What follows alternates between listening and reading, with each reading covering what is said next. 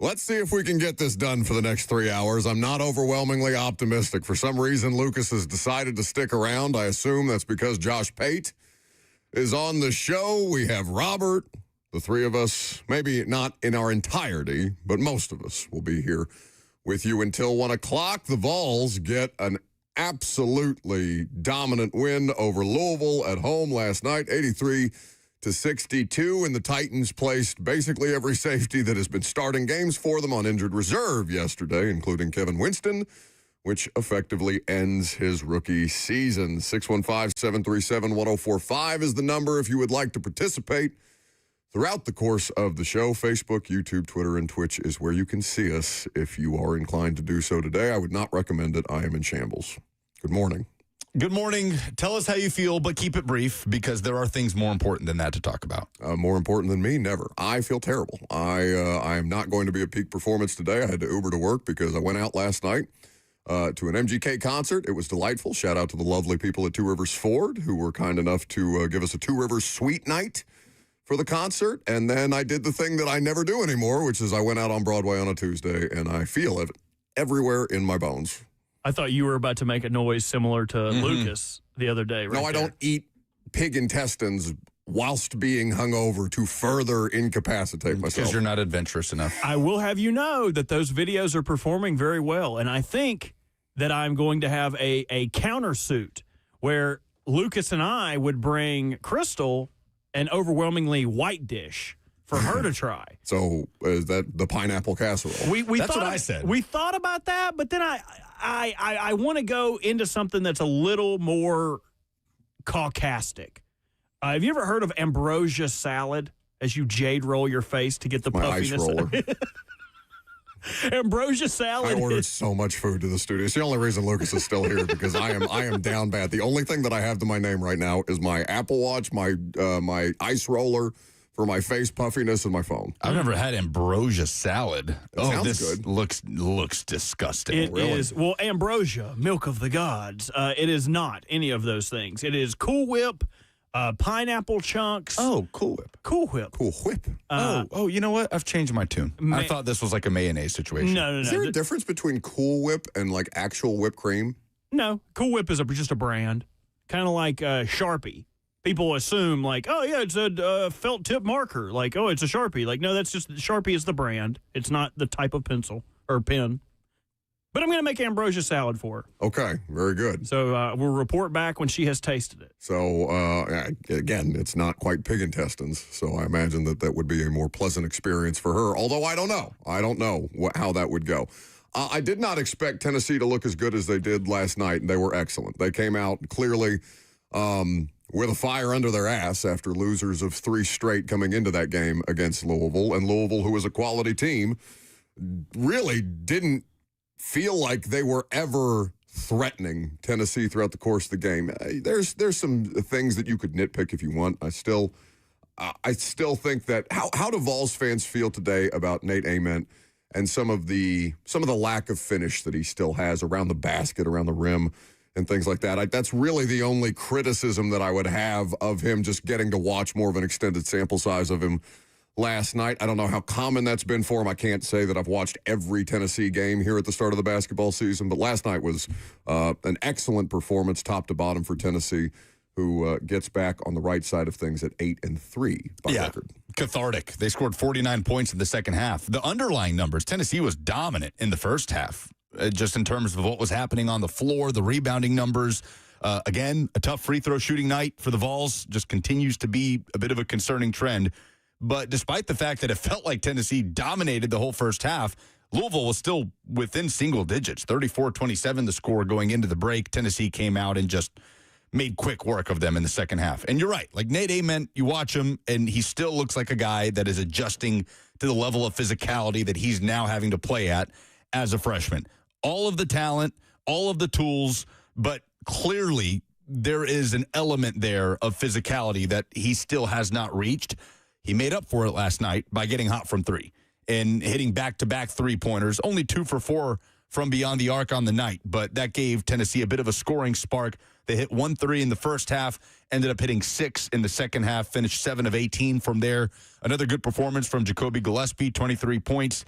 The only player that seemed to find any consistency from the free throw line, 10 of 10, 5 assists. And Jalen Carey just continues to be a spark off the bench, a double-double, just pulling in rebounds. Tennessee is turning into one of the better rebounding teams in the country. And they got some nice sparks off the bench from guys like Amari Evans, who we haven't really seen pop yet. He brings in 7 points, hits a three-pointer for the first time in his career right out of the gates. And just a well-rounded performance and a much, much needed bounce back for Tennessee to grab another quad one win. And you got a couple non-conference games to take care of business against here in these next couple weeks, and then head into SEC play at 10-3. So I can't imagine that they would be threatened by Gardner-Webb when next they play on Sunday, but that will be the Vols' next opponent, and then South Carolina State before, as Lucas mentioned, conference play begins after the new year. There's news all over the place out of Miami because Tua Tagovailoa has officially been benched by the Dolphins. They are also releasing Matt Judon, so as their season comes to it's not over, right? We still have 3 more weeks for everybody involved, 3 more games for everybody involved, but they were eliminated from the playoffs from postseason contention after Monday Night Football against the Steelers. Mike McDaniel saying yesterday to assembled reporters that the quarterback play was not good enough, so everything was on the table, and so they decide that Quinn Ewers will be the starting quarterback over Zach Wilson in Miami for these final 3 games. I don't know what that looks like for Mike McDaniel. Again, that's the local interest here. Is he going to be somebody who's available for hire? I wouldn't say as a head coach here. I would say as an offensive coordinator in a perfect world. If that was going to be the circumstance, or if you got to pick how you would like this thing to play out, if you were a Titans fan, the Dolphins finished the season at home versus the Bengals and the Bucks before at New England to end the regular season. But Tua sits on the bench at this point in time. And we talked about it this earlier in the week. I suppose we talked about it on Monday before the game or maybe after the game. He just hasn't been very good. He's a very specific kind of a player, 20 touchdowns to 15 interceptions, just over 2,600 passing yards so far this season. His QBR is 36.7, which would rank 30th out of qualified passers this season. He's probably having the worst season of his career, right? Leading the league in picks. Being as available as he has been this year, it is the worst season where he has started the majority of the games. Worst healthy season of his career, we'll put it that way. Yeah, I guess anytime you have a season where, you have multiple head injuries, then that probably takes the cake. But he looked like he was on track to play in all 17 games for only the second time in his career. The only other time he's played in every game was 2023, which was by far the best season of his NFL career. And it comes crashing down. What a weird year for Miami. Vibes are bad for the first month and a half of the year. Dreadful start. And then they started to kind of string some wins together, and suddenly they're, albeit on the outside looking in, technically in the playoff picture. Huge game in Pittsburgh. They can't do anything in the cold as per usual. They're eliminated. Tua benched. Quinn Ewers out of the 7th round to the starting lineup. And you look at the underlying numbers that Adam Schefter presented, $99 million in dead money if they cut him. Pre-June 1. I mean, just insane numbers. So he's got $54 million guaranteed tied to him next year. God, he has a $56.4 million cap. If they cut him post-June 1, it would equal $67.4 million in dead money in 26 and just under $32 million in 27. Massive implications here. So over 18.5% of their cap is taken up by Tua next year. Yeah. That's disgusting. So I can't imagine what kind of trade asset Tua Tagovailoa is with that kind of a contract and his medical history and, frankly, just the lack of production here in the last couple of years. But, I mean, if you're still looking for reasons why Chris Greer was fired and why Mike McDaniel, I think, deserves another opportunity to try and get this right, because I think he's gotten the best out of Tua than anybody could. We saw Tua with Brian Flores, which was fine. We saw Tua with Mike McDaniel, which was the best version of him. But since then, it's obviously hit its ceiling, and that is not going to move forward. What do you got, Robert? Well, I think it's also worth noting that Mike should be culpable for the position that the Dolphins roster is in because of his roster building ideas. It was Because of how they play well or how they want to play. So when he got there, what did he do? He traded multiple first-round picks for Tyreek Hill, which hurt their developmental runway by not giving them high-end first-round players that they could build around. Instead, he added a speedy wide receiver. What did he do the next year? Traded another first-round pick for Jalen Ramsey. And I know some of the people would say, oh, that's the GM. He has said multiple times that these were his ideas that he brought to Greer. So they traded a first-round pick for Ramsey. Then what did they do 2 years ago? Traded a first-round pick for Bradley Chubb. It's like they took themselves out of the running of adding valuable pieces without ever adding someone who is a long-term building block. But the question I originally wanted to ask you guys was, do you think Tua is salvageable? Because as you noted, Lucas, in 2023, 4,600 passing yards, that led the league. The year before that, he led in yards per attempt, quarterback rating, yards per carry. I think that there is something there, but do you guys think that he's salvageable?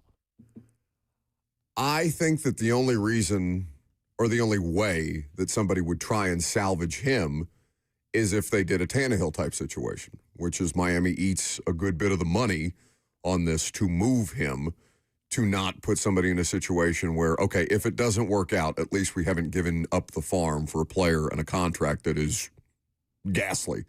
I think Miami would have to, do a fair amount of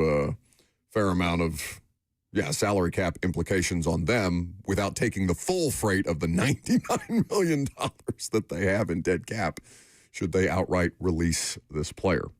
I said yards per carry. I meant yards per completion. I know what you meant, buddy. But, yeah, it's tough because then as soon as you have to add someone else into the equation to help you fix this problem, you're looking at a Cleveland Browns, Houston Texans, Brock Osweiler situation where it's, we will take on the money and give you a second-round pick to take this guy off our hands. Like, that's also not sustainable for rebuilding purposes. Adam Schefter was on Blaine and Zach yesterday, and he gave some thoughts on a variety of different subjects. We'll get to his list of names to keep an eye on for the Titans coaching search later in the show. But coming up next, we'll talk about what Adam Schefter had to say about Cam Ward. Also, breakfast is here. I'm Buck Rising. It's 104.5 The Zone.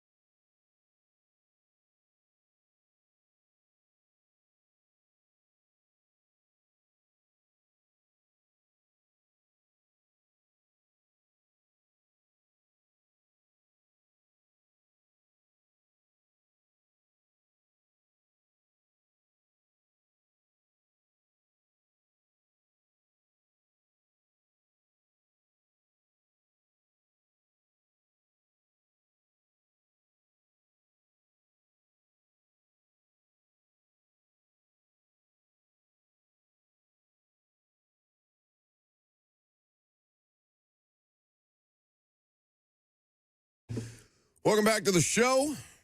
Fueled by Hattie B's Hot Chicken, the best hot chicken in the world. So, Adam Schefter, the best at what he does in the NFL reporting business, he made a visit with Blaine and Zach yesterday. I assume that the video is available on YouTube. You can also check out their podcast, Cover 2, wherever it is that you get your podcast, and you can hear the full visit with Adam Schefter that they did yesterday. You can also go back and watch it on Zone TV if you are so inclined. Subscribe to the YouTube channel while you're there.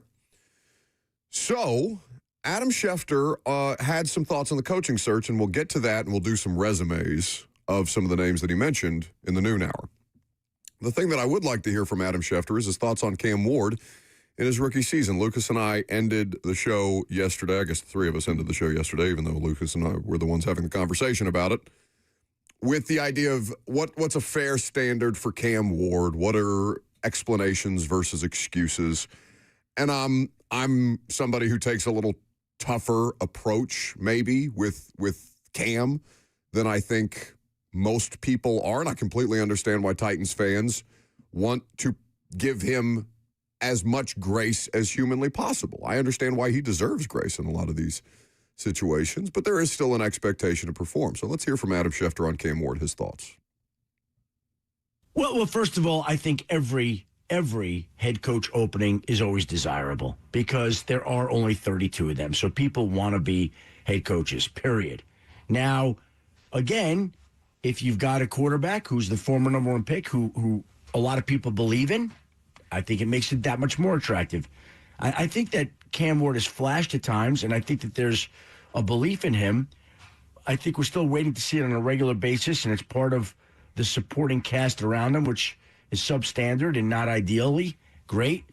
But it's up to that team to build up that roster to make sure that Cam Ward turns into the type of quarterback that they think he can be.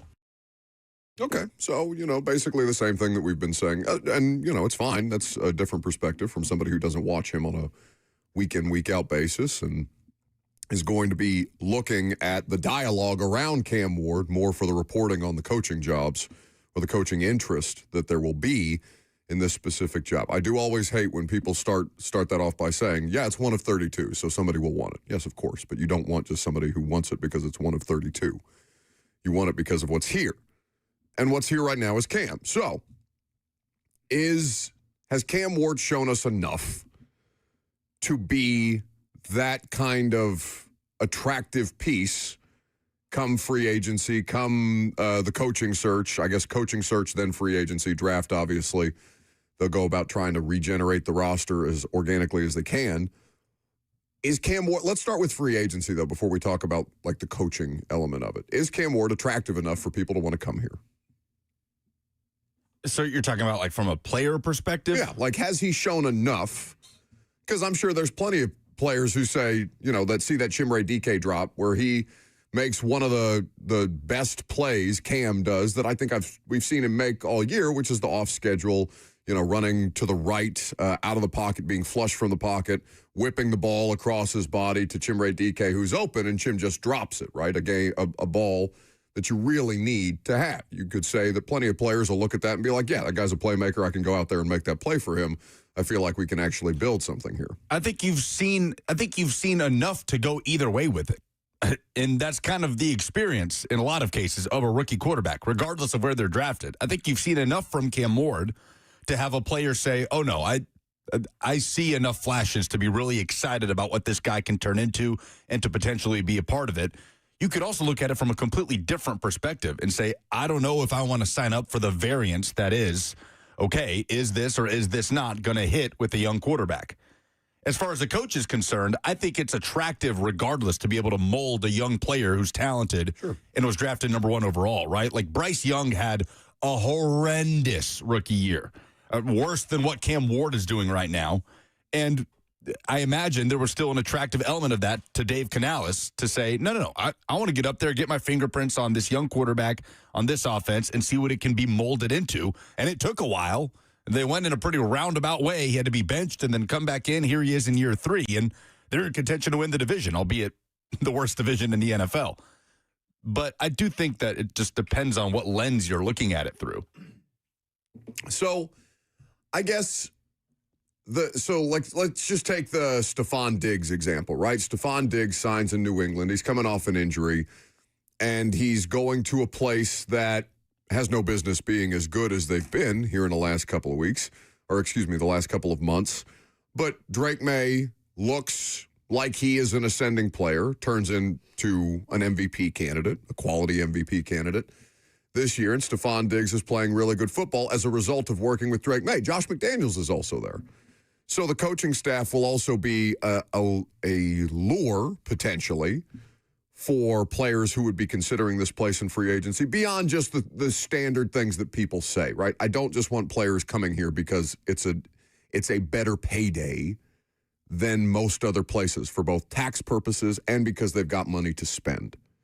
Like, that's the kind of thing that we ran into, it feels like, with the Rand Carthon free agency spree, where, okay, L'Jarius Sneed, we'll give you the money. You've won your championships. Come here and play corner for us. Okay, we'll just outbid New England and Jacksonville for the services of Calvin Ridley, and Calvin Ridley would prefer to stay in this part of the country anyway, so come here, get a payday. Cushenberry, Murray, all these different things that were big-ticket items. Just because the Titans had the money to spend, that strategy didn't work. Now, ironically enough, it did work in New England this year. So I don't know what percentage of the time where you have teams that go on these big spending sprees that it doesn't work out versus does, but there's examples of both here in the last couple of years.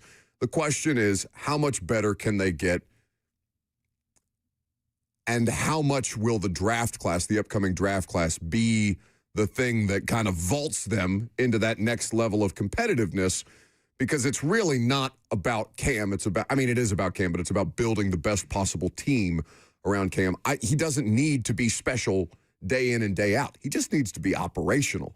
He needs to be functional. He needs to be much better mechanically than he is, and he'll have an entire offseason to do that, so we'll see what kind of strides he can make. But I don't know. I don't want them falling into the trap of, yes, we've got money. Yes, you don't have to spend as much in taxes here. Just come on down to Tennessee. Yes.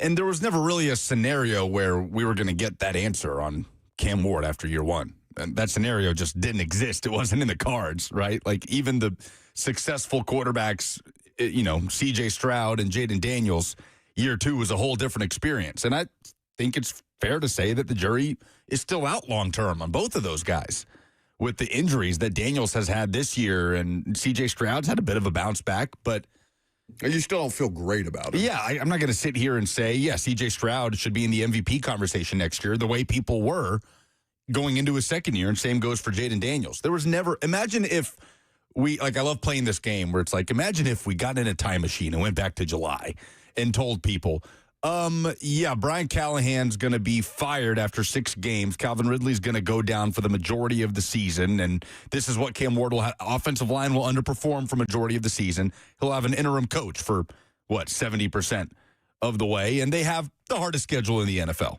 Be like, ooh, yeah, I don't know.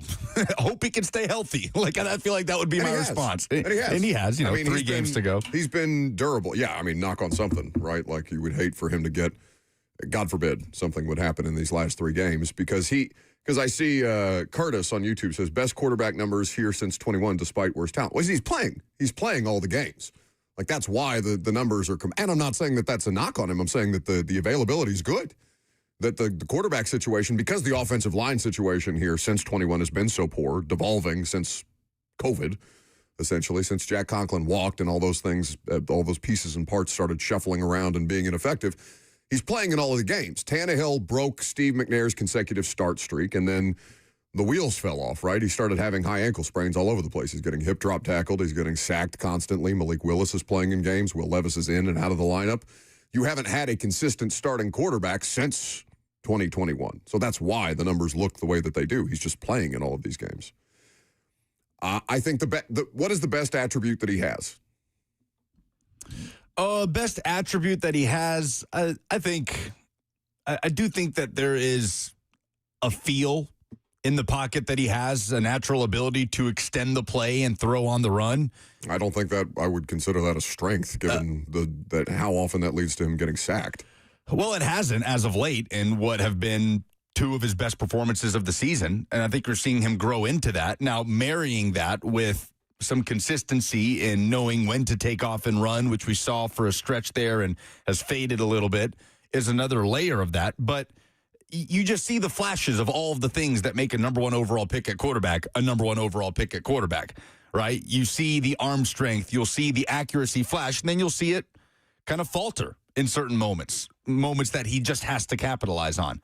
But the thing that I think people fall in love with the most with him is just generally his disposition. He's tough as... Yeah, I can't say the word. How he handles himself. Yeah, sure. But no, I do think there's something there in the way that he extends plays. Like when you talk about what the experience was at quarterback for the Titans last year with Will Levis, that pocket presence that Levis did not have, right? Felt like anytime he was moving in the pocket, he was moving straight into a sack. Will Levis would also try to extend plays to his detriment. Right. I do think that is a strength of Cam Ward's that we have seen him flex a little more here in these last couple of weeks. But yeah, I mean, he is nowhere close to being, like, I get hating the word potential, especially after the last few years. I hate it here. Yeah. Sure, but that means nothing to Cam Ward's development. Oh, no, it's right? a start. Like, it is what it is. Start. Like, to say I don't want to hear potential about a rookie quarterback is nonsensical. That's just what it is. Yeah. That's what we talked about after Caleb Williams' rookie year. It's what we talked about, even after Bryce Young's dreadful rookie year. Trevor Lawrence, like, you can go back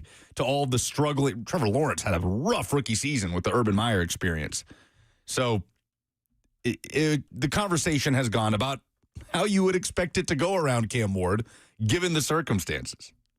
I don't fully agree with that last part because, again, I reserve the right to think that he needs to show that he's above and beyond some of this right now, that he is so special that he is worthy of the number one overall pick. And there are these moments, right? There's a little bit of everything sprinkled in. I do like the way that he extends plays, and it gives you an additional opportunity to make plays outside of structure. Those are the kind of things that if he gets mechanically more sound, if he stops missing as many layups as he does, that those will be such a plus to you because you should otherwise be able to operate effectively, cleanly in the offense.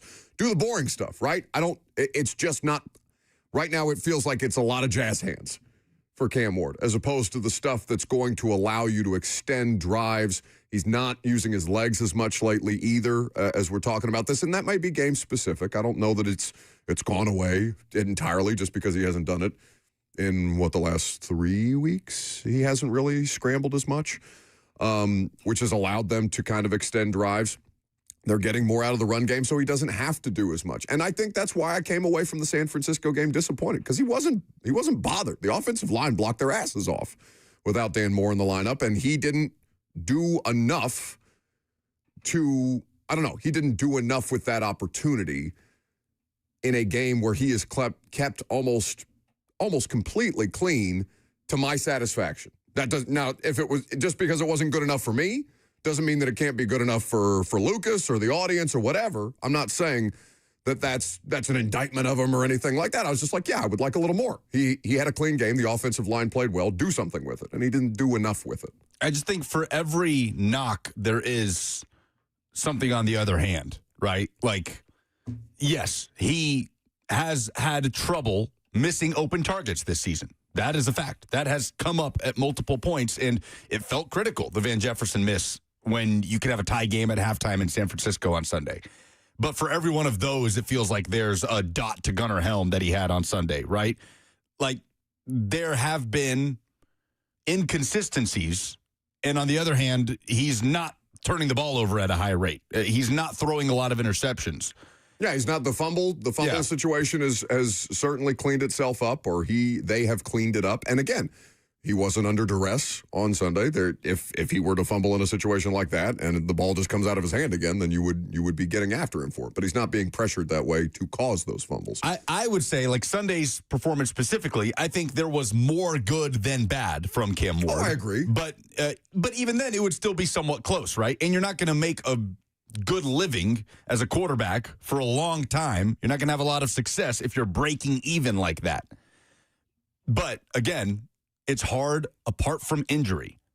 It's hard to draw up a worse scenario for Cam Ward in his rookie year than what has taken place with the lack of a run game, the lack of reliable veteran targets, the lack of a head coach that he started with. It's just what it is for a number 1 overall pick going to a bad team. This just happened to Caleb Williams with Eberflus. It just happened, Lucas. Yeah, but he got fired in Thanksgiving, and he had DJ Moore and Keenan Allen to throw to. Like, it is pretty different. Like, this degree, to this severity, I don't know. There's a lot of bad luck on top of the things that they were already going to have to work uphill against. I will grant you that. And I will agree with you. There was more good than there was bad on Sunday. And I've come away with it still not feeling good enough about it because the offensive line composite, the offensive line blocking composite just came out for the week. And they're a top 15 unit. They're a top 13 unit. That's exactly what we talked about. Okay, can you give yourself an opportunity to succeed that way? Van Jefferson and the skill players weren't the problem on Sunday. We would agree? Van Jefferson was open for the play to be made. Apart from the DK drop, yeah. Yeah, the DK drop, you get a 75% success rate from your rushing attack. And I know the volume wasn't there and they were running the ball sporadically as opposed to Cleveland where they're giving Tony and Tajay 35 rushing attempts, but that wasn't a bad skill position game on Sunday. Cam just missed some guys. And that ended up being the difference between that and the defense not being able to get off the field on third down, obviously, ended up being the difference in a double-digit loss where they did not cover. He wasn't good enough. He was fine. There was more good than bad. He wasn't good enough. I don't think there's anything wrong with that. That's not an indictment of him. That's just the commentary on this most recent game. He has another opportunity to do it. He has 3 more opportunities to do it. So it just comes back to the thing at the end of the day for me that I think it's okay to have higher standards for him, even understanding all the context. Because I saw some comments in the chat like it'll never be good enough for me specifically. I mean, yes, I'm going to treat him like he is the number 1 overall pick and somebody who is supposed to come in here and change the direction of the franchise. So that comes with a little harsher criticism if you're 2-12. Coming up next, you have SEC observations. Yes. All right, I'm Buck Rising. It's 104.5 The Zone.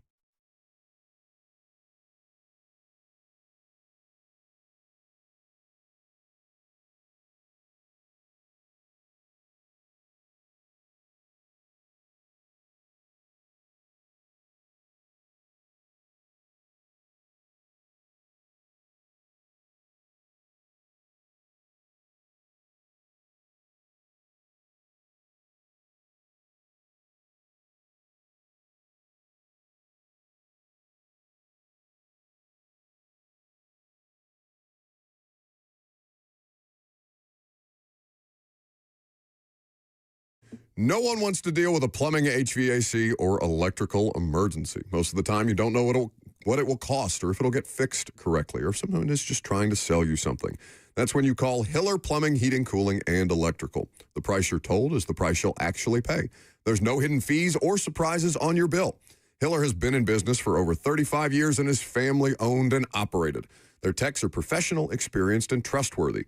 When they're on their way, you'll receive a photo of the tech and a link to track them in real time. Oh, my God. 100% satisfaction guarantee of happy you'll be or the service is free. That's the Happy Hiller promise. So book online today at happyhiller.com.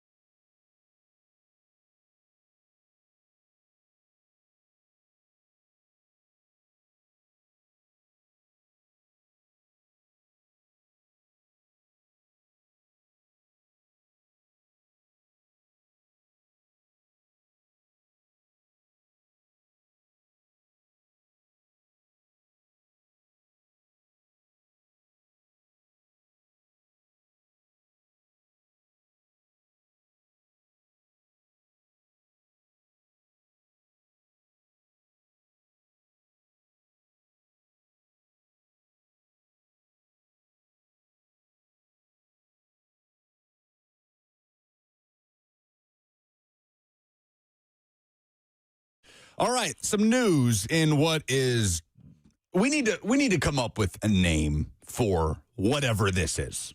It's not the off season. It is the postseason, but the off season is happening during the postseason, and it's not portal season, but quarterbacks are announcing their intent to go into the transfer portal, and we've got college programs announcing the re-signing of players that were already at their respective programs. This is too much for me to have to process. It's also coaching carousel season. We have to figure out a word for this. I will do some doctoring. My initial thought was portal season, but I feel like that doesn't. Yeah, and the portal's not even open. It's like season of the leaf or something. Thing. Like the age of Aquarius. I mean, it's what is the most nonsensical thing that we could, like, it doesn't even have to be attached to a football concept or a portal or an offseason, because it's not any of these things. It's just all, I don't know. It's all happening all at once. What is the combination, the confluence of all of these things? It's just football. I Googled what is the most nonsensical word in the English language, and Google AI suggests gobbledygook. Gobbledygook season. But that makes you think that it's Thanksgiving. Yeah. Because of the gobble. Flapdoodle. What? I'm sorry. Apparently, flapdoodle means Are you saying nonsense. things that are legal to say on FCC Safe Radio? Flapdoodle. It means... That should be the thing that Lucas has to work into his next question, since he tried to logjam modus operandi in there the other day with Brett. I have long thought that we should give Lucas phrases that he has to work into the NSC broadcast. No, he's a coward. He won't do it. I'll do it. Give me one. Flapdoodle. We have done... I'll work flapdoodle. There is a 0% Season chance. opener February 21st against the New England Revolution. Nobody believes you. Okay. You're lying worse than he does. If you would really do this, I think there should be like movie quotes. We should see if you can work in every single week. I'd work flapdoodle in. But you wouldn't work like flapdoodle. What a strike! No, you wouldn't. You don't like that? I don't believe you. He would sink. He would rather throw up in the booth for an hour and a half What again. does flapdoodle mean? Nonsense. It's nonsense. Oh. So it's flapdoodle season in college football. We are getting some decent submissions here from the chat, which is a rarity. J-Dub says circus season. Circus season is good. Hey, Titanomics says limbo.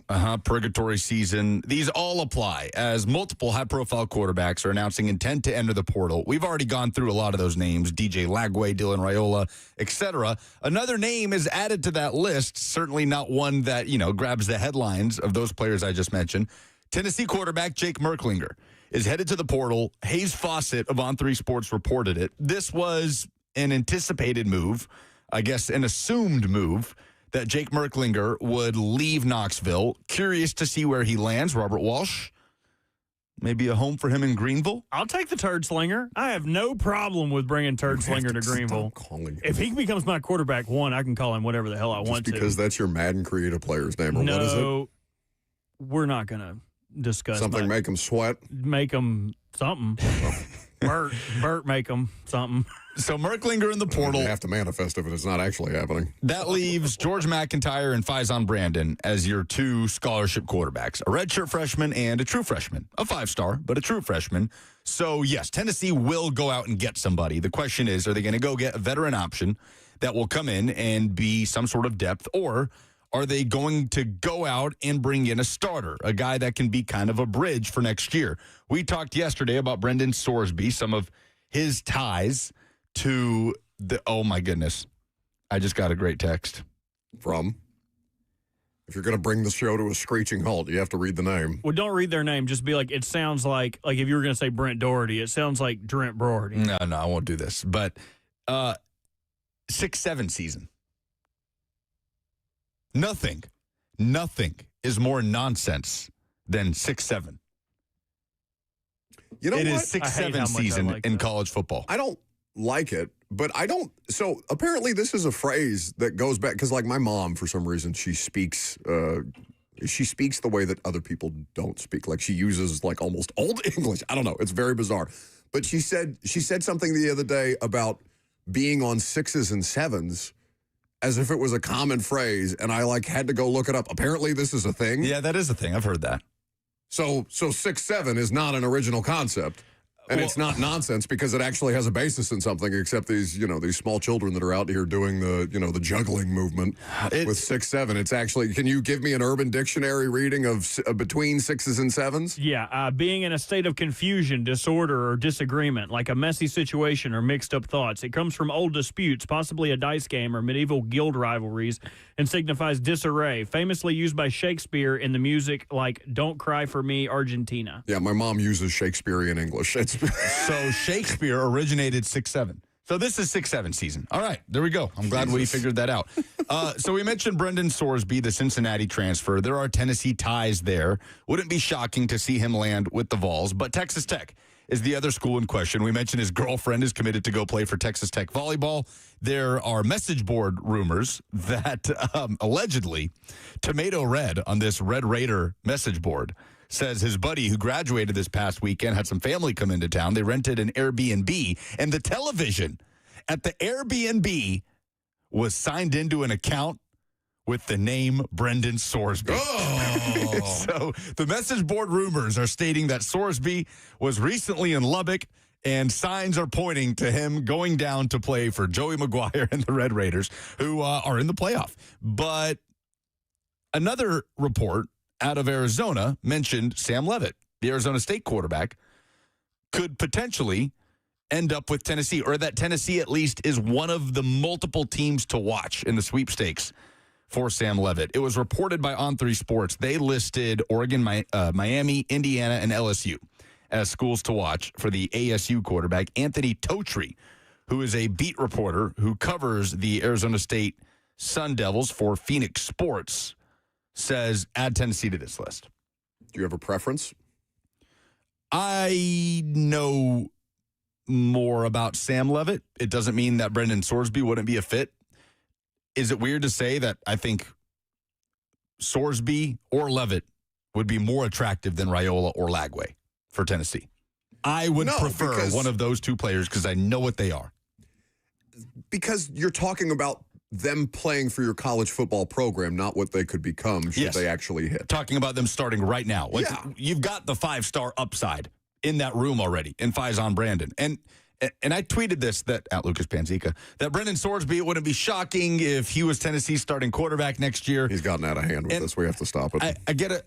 If you didn't hear it, at Lucas with a C, not a K. No, I actually agree with Buck. I put a tweet out to this earlier at Robbie_Walsh, if you'd like to read it. That I'm getting carried away with this. Yes, and I think we should really get a handle on Is that a poll? this. That's what I should do. I should put the two of you in a poll because I'm actually going to start doing the polls now since Lucas has just forsaken them. Well, you've always done the polls. Yeah, again, I don't know why he keeps going with this bit. But a bunch of people replied to me that what's the point of high school recruiting if you're just going to go keep getting transfer quarterbacks? Like, I think that's okay, though. Understanding Faison Brandon, eyes are on Faison Brandon. But you need to go get another quarterback. You can't go into next year with two. And it's a risky proposition to roll a true freshman out there, something that doesn't happen as often as you would assume it happens in this day and age. There's this assumption that if you sign a 5-star quarterback and don't start him from day one, then it's just the kid's out the door. It doesn't happen that often because of the money. We've NFL'd it because of the money. That's it's changed the expectation. Because wasn't that the case around? Is Lance Hurd the tackle, the highly recruited tackle? Or no, there was another tackle that you guys signed this past. David Sanders. Yeah, right. Lance Hurd is the LSU transfer. Right.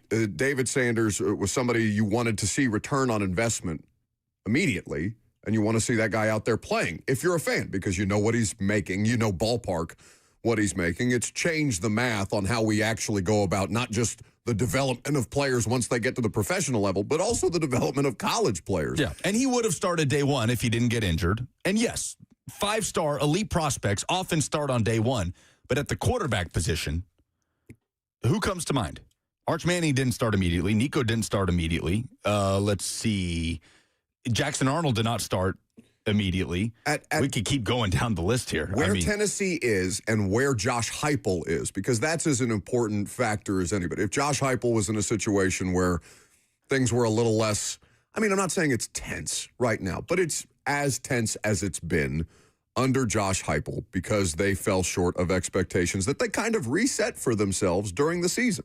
And, yeah, they ended up winning enough games to, I think, to keep people on par with what you thought they might do this year. But this is the thing. It's frankly, it's how I feel about the NFL right now too. I don't want to have to throw these guys out there right away. I almost would. I'm not saying that you can't ever draft a quarterback number 1 overall. I wouldn't, or in the first round or anything like that.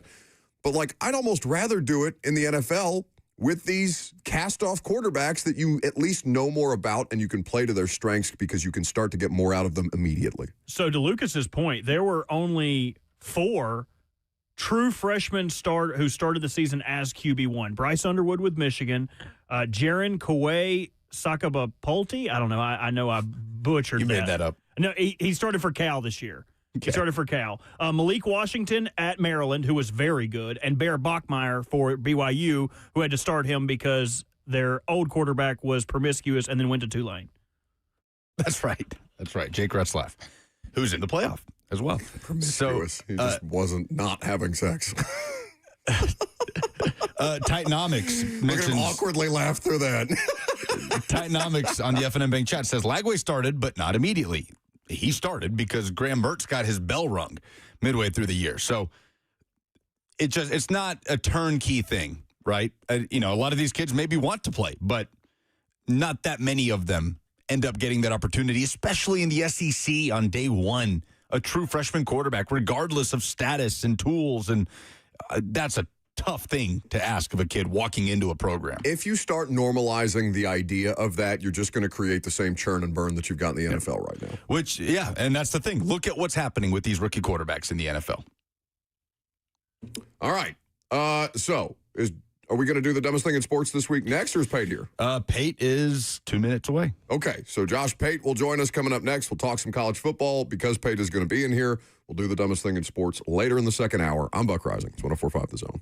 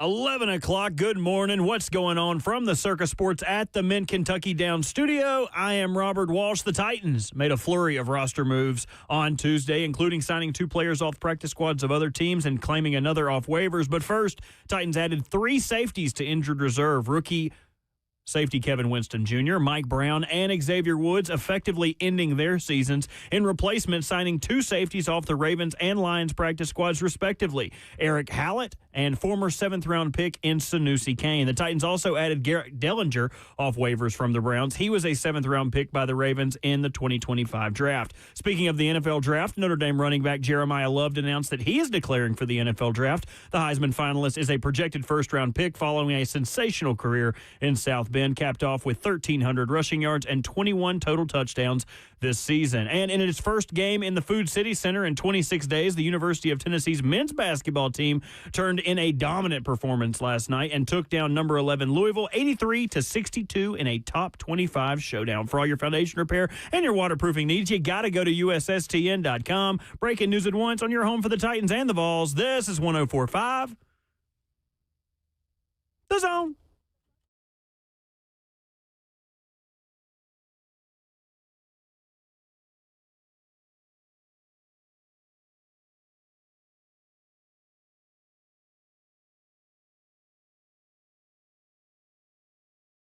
All right, I knew I was going to need help today, so Josh Pate has arrived to carry the great weight that is this show. We've got the college football playoff that begins in earnest this coming weekend, and the Pate State train will be all over the country at this point in time. You can see him on Get Up. You can see him on Josh Pate's college football show. Subscribe on YouTube. You can get it wherever you get your podcasts as well. If you can't catch the show live, my friend, it's good to see you.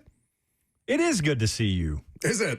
Yeah, every time I come in here, I'm like, I'm happy to be here. I'm excited to be here. Then I walk through the door, and as I'm walking up the stairs with Lucas, I start to mentally prepare myself for the fact that you have been thrust headlong into the hell that is covering a season of Tennessee Titans football. And so it's kind of like walking into a penitentiary. You can't walk into that place with a smile. You got to meet the inmate where he is. And so I'm trying to meet you where you are. I'm basically dressed in a prison jumpsuit today as well. So Yeah. Don't encourage him. He does enough of the woe is me stuff during the course of the season that it wears on everybody. But I deserve it. Yeah, look how woe. Right, because he's the only one going through it, Josh. There's not legions of Titans fans that have had a rough few years. They could change the channel. Yeah. they got Red Zone. What do we got? Of course, on the downside, they are paying their money to go watch it. So there is that. Yes, the red eye from San Francisco on Monday hit a little harder at 2-12. Oh, I didn't think about that. It's all good. It's the best job in the world, even on its worst days, I would argue more often than not. But we are not here to talk about the godforsaken Tennessee Titans. We are here mercifully to talk about college football. So as you look at the outlook for this week, just kind of from a 1,000-foot view about the way that we got to this point, about all of the themes that we've been talking about all season long that have given us this particular 12-team playoff. How do you feel heading into this year's postseason? I feel like the committee, based on their parameters, got it right. I wasn't a big Notre Dame got screwed kind of guy. I thought they put the teams in that should be in, given their parameters. I keep putting that qualifier on it because it is totally insane that you have 2 G5 teams in the playoff. So that's its own separate thing. That's a separate conversation, probably a week's worth of shows to dive into that. But here's the big question that I think I'm asking about this entire playoff structure. I was of the opinion that until we see Ohio State bleed, everyone's kind of playing for quarterfinal, semifinal, but you're not going to get past Ohio State. Well, then we saw them bleed against Indiana. So then the question becomes, all right, can anyone get past Ohio State or Indiana? So we look at these opening round games. I'm going to be at 2 of them. They're going to be really good environments. Bama, OU Friday night. Miami, Texas A&M is going to be an incredible matchup Saturday. All right, that's all well and good. To me, there's a difference between the playoff picture and the national championship picture. And you don't really start to alter the national championship picture to me unless you have Miami or A&M go to the Cotton Bowl in a week and a half and beat Ohio State. Then it would kind of be game on. Or if the winner of Bama, OU were to go to the Rose Bowl and beat Indiana, then it's kind of game on. Then the field's wide open, and then you really have a crapshoot for the national championship. So with that, and the first round games being the things we have in front of us here, biggest game of the weekend, Montana State, yes? Without question. Most expensive ticket of the weekend. No, you've seen this?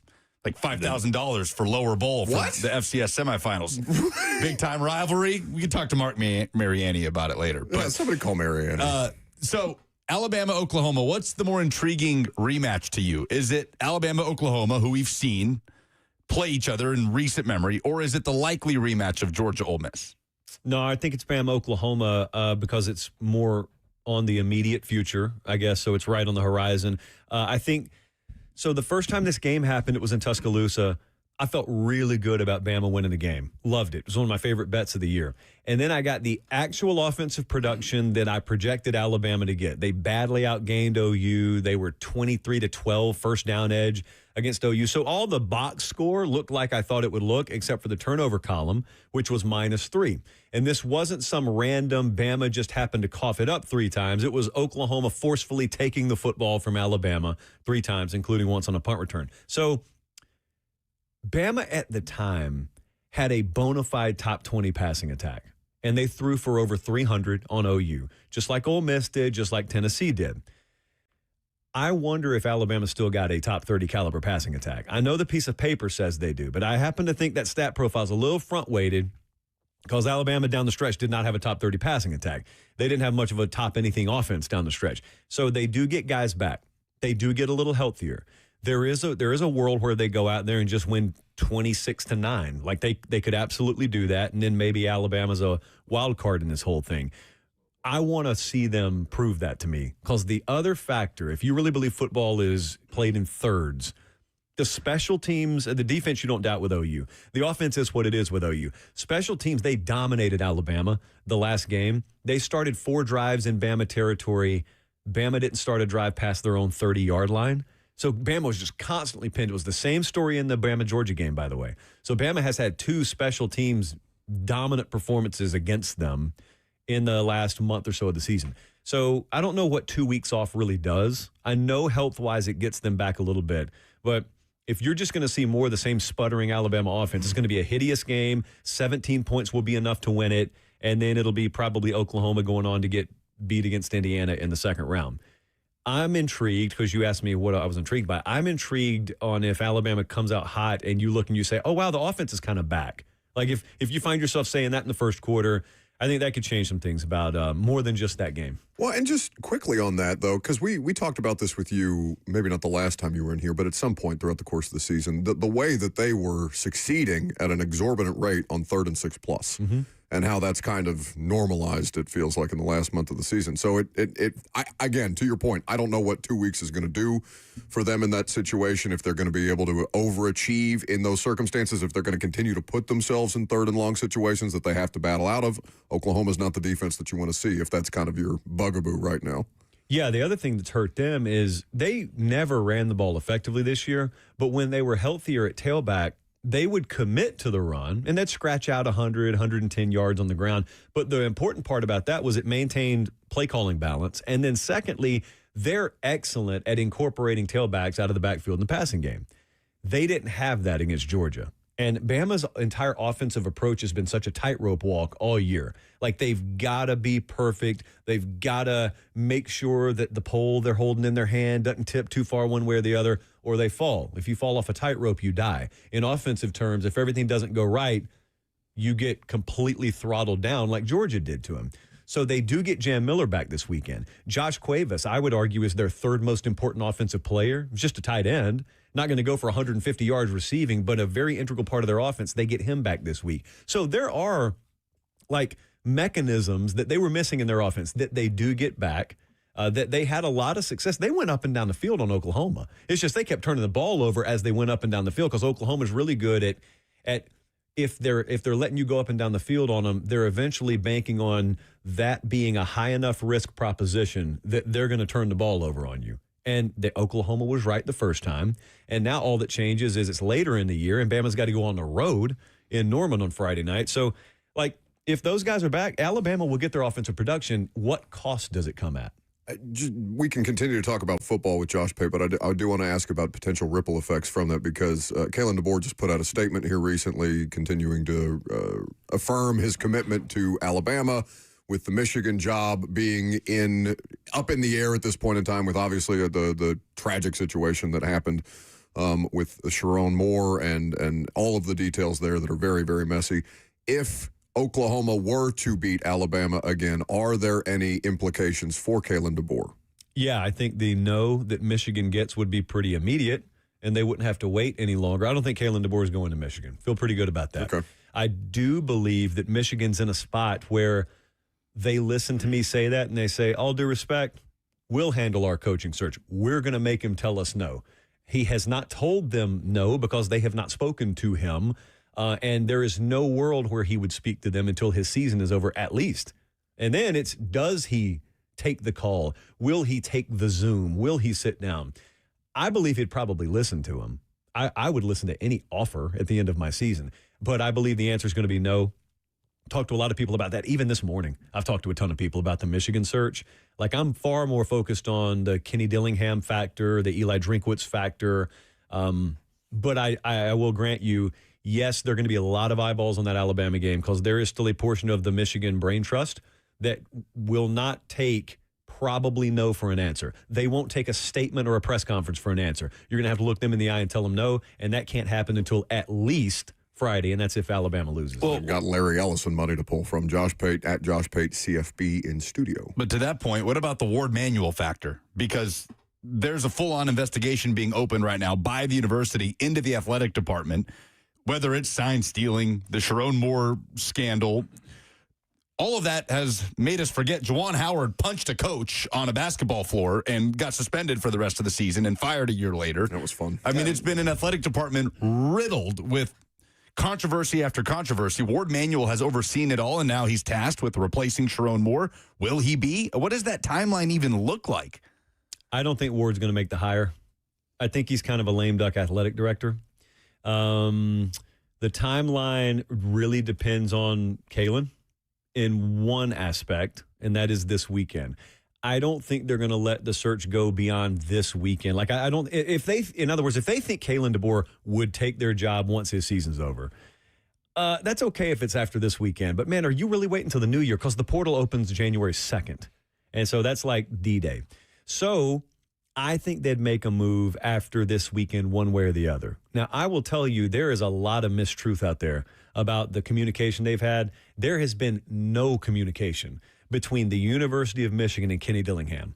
As of this morning, people can listen to that and scoff and say, oh, I bet his agent has. Well, of course his agent has. Absolutely his agent has. What I'm saying is it's been very preliminary, if anything, because that's how hard they're stuck on Kalen DeBoer. And that's how hard they're stuck on making him say no. Now, what I wonder is there a little miscalculation on the Michigan end of thinking, well, if DeBoer tells us no, of course the guy at Arizona State will say yes the moment we take him or the moment we offer him.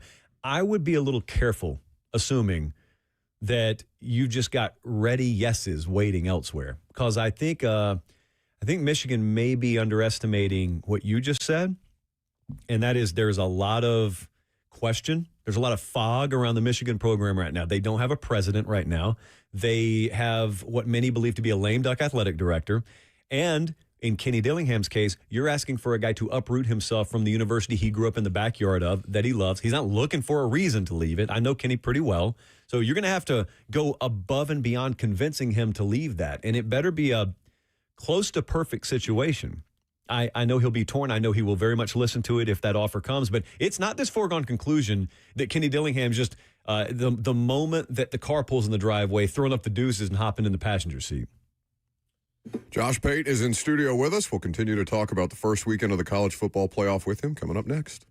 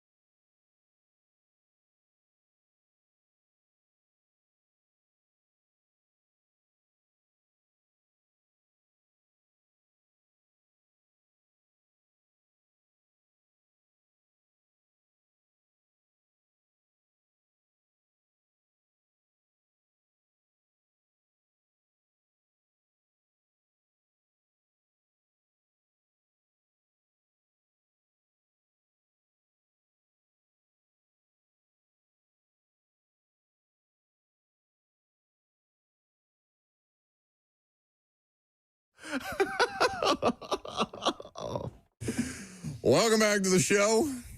Fueled by Hattie B's Hot Chicken, the best hot chicken in the world. We have Josh Pate in studio. Hold on, guitar lick. Oh, go ahead and turn his microphone on, Robert, if you would. It's a really, really underrated Fleetwood Mac song. There's a lot of those. It's delightful. We're just going to skip over that soundbite that dropped. I don't think you had headphones on. Oh, no. What soundbite did you play? Okay, look. I looked up Fleetwood What have you Mac. done? I looked up Fleetwood Mac songs in and if you can see the computers in front of you, you can see what I'm doing. I clicked Hold Me by Fleetwood Mac, and I tested it on the side. Okay, that's what plays. But when I put it in the system and I go to play it, this plays. What? How does that happen? Whose voice is that? The great Mark Howard. Rest in peace. Oh. Well, he was talking about a set of glass balls. All I wanted was to play Fleetwood's Hold Me. If you put them together, I'm just back here holding a set of glass balls. Okay. Irony of all ironies, Mick Fleetwood, who the band is named after, used to wear a pair of balls that dangled below his waist as he drummed. Serendipity. It's on the album cover in Rumors. You can see it plain as day. I love you when go. truckers do that. Wow. Pioneered the truck testicles. Yes. Mick Fleetwood. Fantastic. So who in the college football playoff field would you most accuse of having a set of glass balls? So You want like that, didn't you? JMU for what they're about to go. You want to talk Kurt Signetti, huh? Okay, let's talk Kurt Signetti. Hey, the JMU stuff's going to be bad. I just want to prepare the audience. Sure. I mean, these are college football games. I've never seen one carry a TVMA rating, but the Oregon JMU game. The Oregon JMU game, I think it's important for Dan Lanning to remember that's someone's kids across from him. Like, that's someone's children. There are mothers and fathers watching this.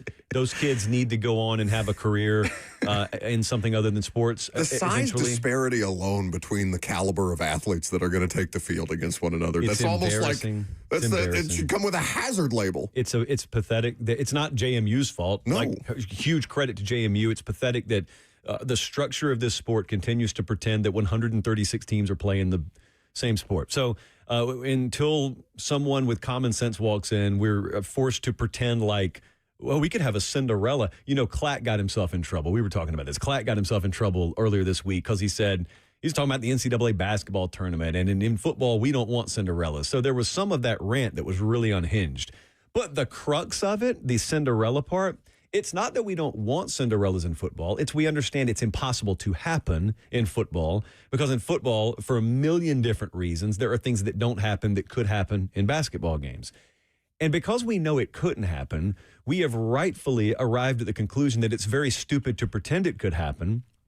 And you either speak common sense on this or you take this very disingenuous angle of anyone who says that sort of thing hates the G5. I don't hate the G5 at all. I would love to have a total G5 playoff. And I would love to be able to have a promotion and relegation system where if you are consistently good, you could absolutely elevate to the head table. And if you consistently suck, you don't belong at the head table. Just because you have a conference patch on your chest, if you're just a doormat in that league, why should I have you up here?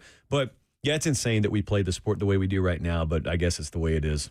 No, I mean, it's based on the structure, to your point. It's what we're going to deal with moving forward. Why the structure has to be that way is why you should be campaigning, as Josh Pate is, to be the commissioner of college football. You imagine being TNT. TNT came in and said, hey, we got an opportunity to sub-license college football playoff games. We're going to get 2 of them.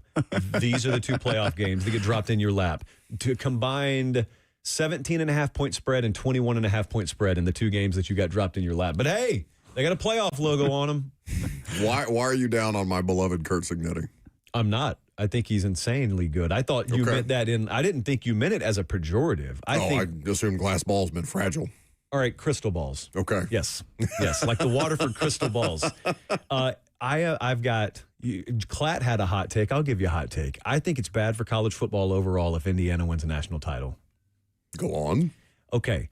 I think it would be phenomenal for Indiana. I think it would be possibly the greatest story in the history of college football. I think what it would do in the aggregate to the expectation mechanism of every other AD and every other fan base would become so warped that Kurt Signetti would have essentially torched the barn en route to, harvesting his yield. I think it would be, man, can you imagine John Summerall walking in the door at Florida asking for patience, or Lane at LSU, or there could be like a 4-year stretch where Kirby doesn't win anything and his fan base looks at him and says, why is the guy at Indiana winning a title and you're not? It's been 4 or 5 years, man. We're Georgia. Kalen DeBoer, you haven't won a title yet? And Sark, you haven't won a title yet? Brent Venables, you haven't won a title? Lincoln Riley, what are you doing? You can only win one per year. They only hand out one per year. And if one of the guys who ends up winning one this year is Kurt Cignetti at Indiana, I think it throws the entire sport into a blender. I mean, Tennessee fans, Oh, sure. after 8-4 in year 5, are going, the guy at IU in year 2? But that's that because we had Candace Story-Lee on the show yesterday, and Vanderbilt has a very, very specific situation that has allowed them to have the success in the current atmosphere that they're having. And it, involved importing a quarterback and an offensive coordinator under a head coach that really galvanized the program. And yes, they are doing good things around them, but Vanderbilt does not have that success without the Diego Pavia effect. Indiana the same. While the atmosphere has created the perfect circumstance for something like that, the current climate of college athletics has allowed for this to exist. It doesn't mean that it's replicable. I agree with you, but everyone else, not everyone. Plenty enough people are going to look at that and say, why? They're going to say, what resources does Indiana have? Indiana's rolling in money, but most people don't know that. So they think Shout out Mark Cuban. Yeah, like they think Indiana's some poverty program. They have been a doormat forever, but they think there's some poverty program. They're just tumbleweeds flying around where dollar bills should be up there. And yet they did it. So why can't we do it? Well, they found a unicorn, and then they paid him, and they have a ton of money there. I will tell you this, all right? If you want a good indicator of how engaged the Indiana fan base is, they play in the Rose Bowl against someone, New Year's Eve, New Year's Day, whenever that is, New Year's Day. So that place holds 90 to 100K. They're going to play either Alabama or OU. Especially if it's Alabama, watch the crowd split. They will badly outnumber Alabama fans out there. And so if you want a small indicator of like how engaged and how stimulated that entire fan base is, check that out. But I don't think most people are going to think the way we are. I don't think most people are going to look at that and understand the proper context of the situation. The context is it's totally generational. It's once in a multi-lifetime occurrence. They're just going to look and say, if Indiana can do it, we should more than be able to do it. You realize you're talking to an Indiana fan that has tried to peddle the fact that nobody cares about Indiana football and no one ever will, despite the amount of success No one that ever they're having. has. I didn't say no one ever will. Oh, really? Because last year you rooted for Notre Dame over Indiana and insisted that everybody else from the state of Indiana or alums of Indiana would do the same. I don't think that it was quite that definitive, but I'll hear you on that. You're right. You usually don't speak in extreme definitive terms. It's fair, but I'm not saying for forever because, Lucas, that state didn't care about football before Peyton Manning. No, it did not. It didn't care. It's IndyCar and it's basketball. Those are the things that have mattered most. And Notre Dame is a different element entirely because Notre Dame, at the very onset of college football, I would not pretend to be any kind of college football historian, but that program and the success that it had and all these legendary figures and coaches like that brought the sport to a more national scale, which is why Notre Dame's fan base, to me, is reflective nationwide. Indiana fans have been so desperate for some level of athletic department success instead of being disappointed and losing by 25 at Kentucky on a Saturday night that, I know so many people making this trip to California for the Rose Bowl because they're just excited to have something exciting in their lives. Midwest, not a very happy place. Anything that you can grift off I know of that. and attach yourself to, this is a huge deal for You're them. a traitor. You should feel shame, and you do not get the right to root for Indiana football moving forward. I am very happy for them. It has never been a part of my life, so I will hear you on that. Nice little pat on the head there. Miami or Texas A&M? Who faces more pressure in this game? Is it Mike Elko and A&M who have the game at home, who have been dominant in every game but one? Or is it Mario Cristobal who kind of backdoor snuck in and now Miami fans are looking at him like, all right, now do something with it? It's Mario. Mario needs it more. I did this last night. I did this mental exercise last night on not knowing that you were going to throw this at me, but I think it's Mario because they've had progression every year he's been there. So there's an easy case to make for Mario whether they win or lose this Saturday. But if they lose, you know what the talk's going to be. The talk's going to be the same as it was with SMU last year.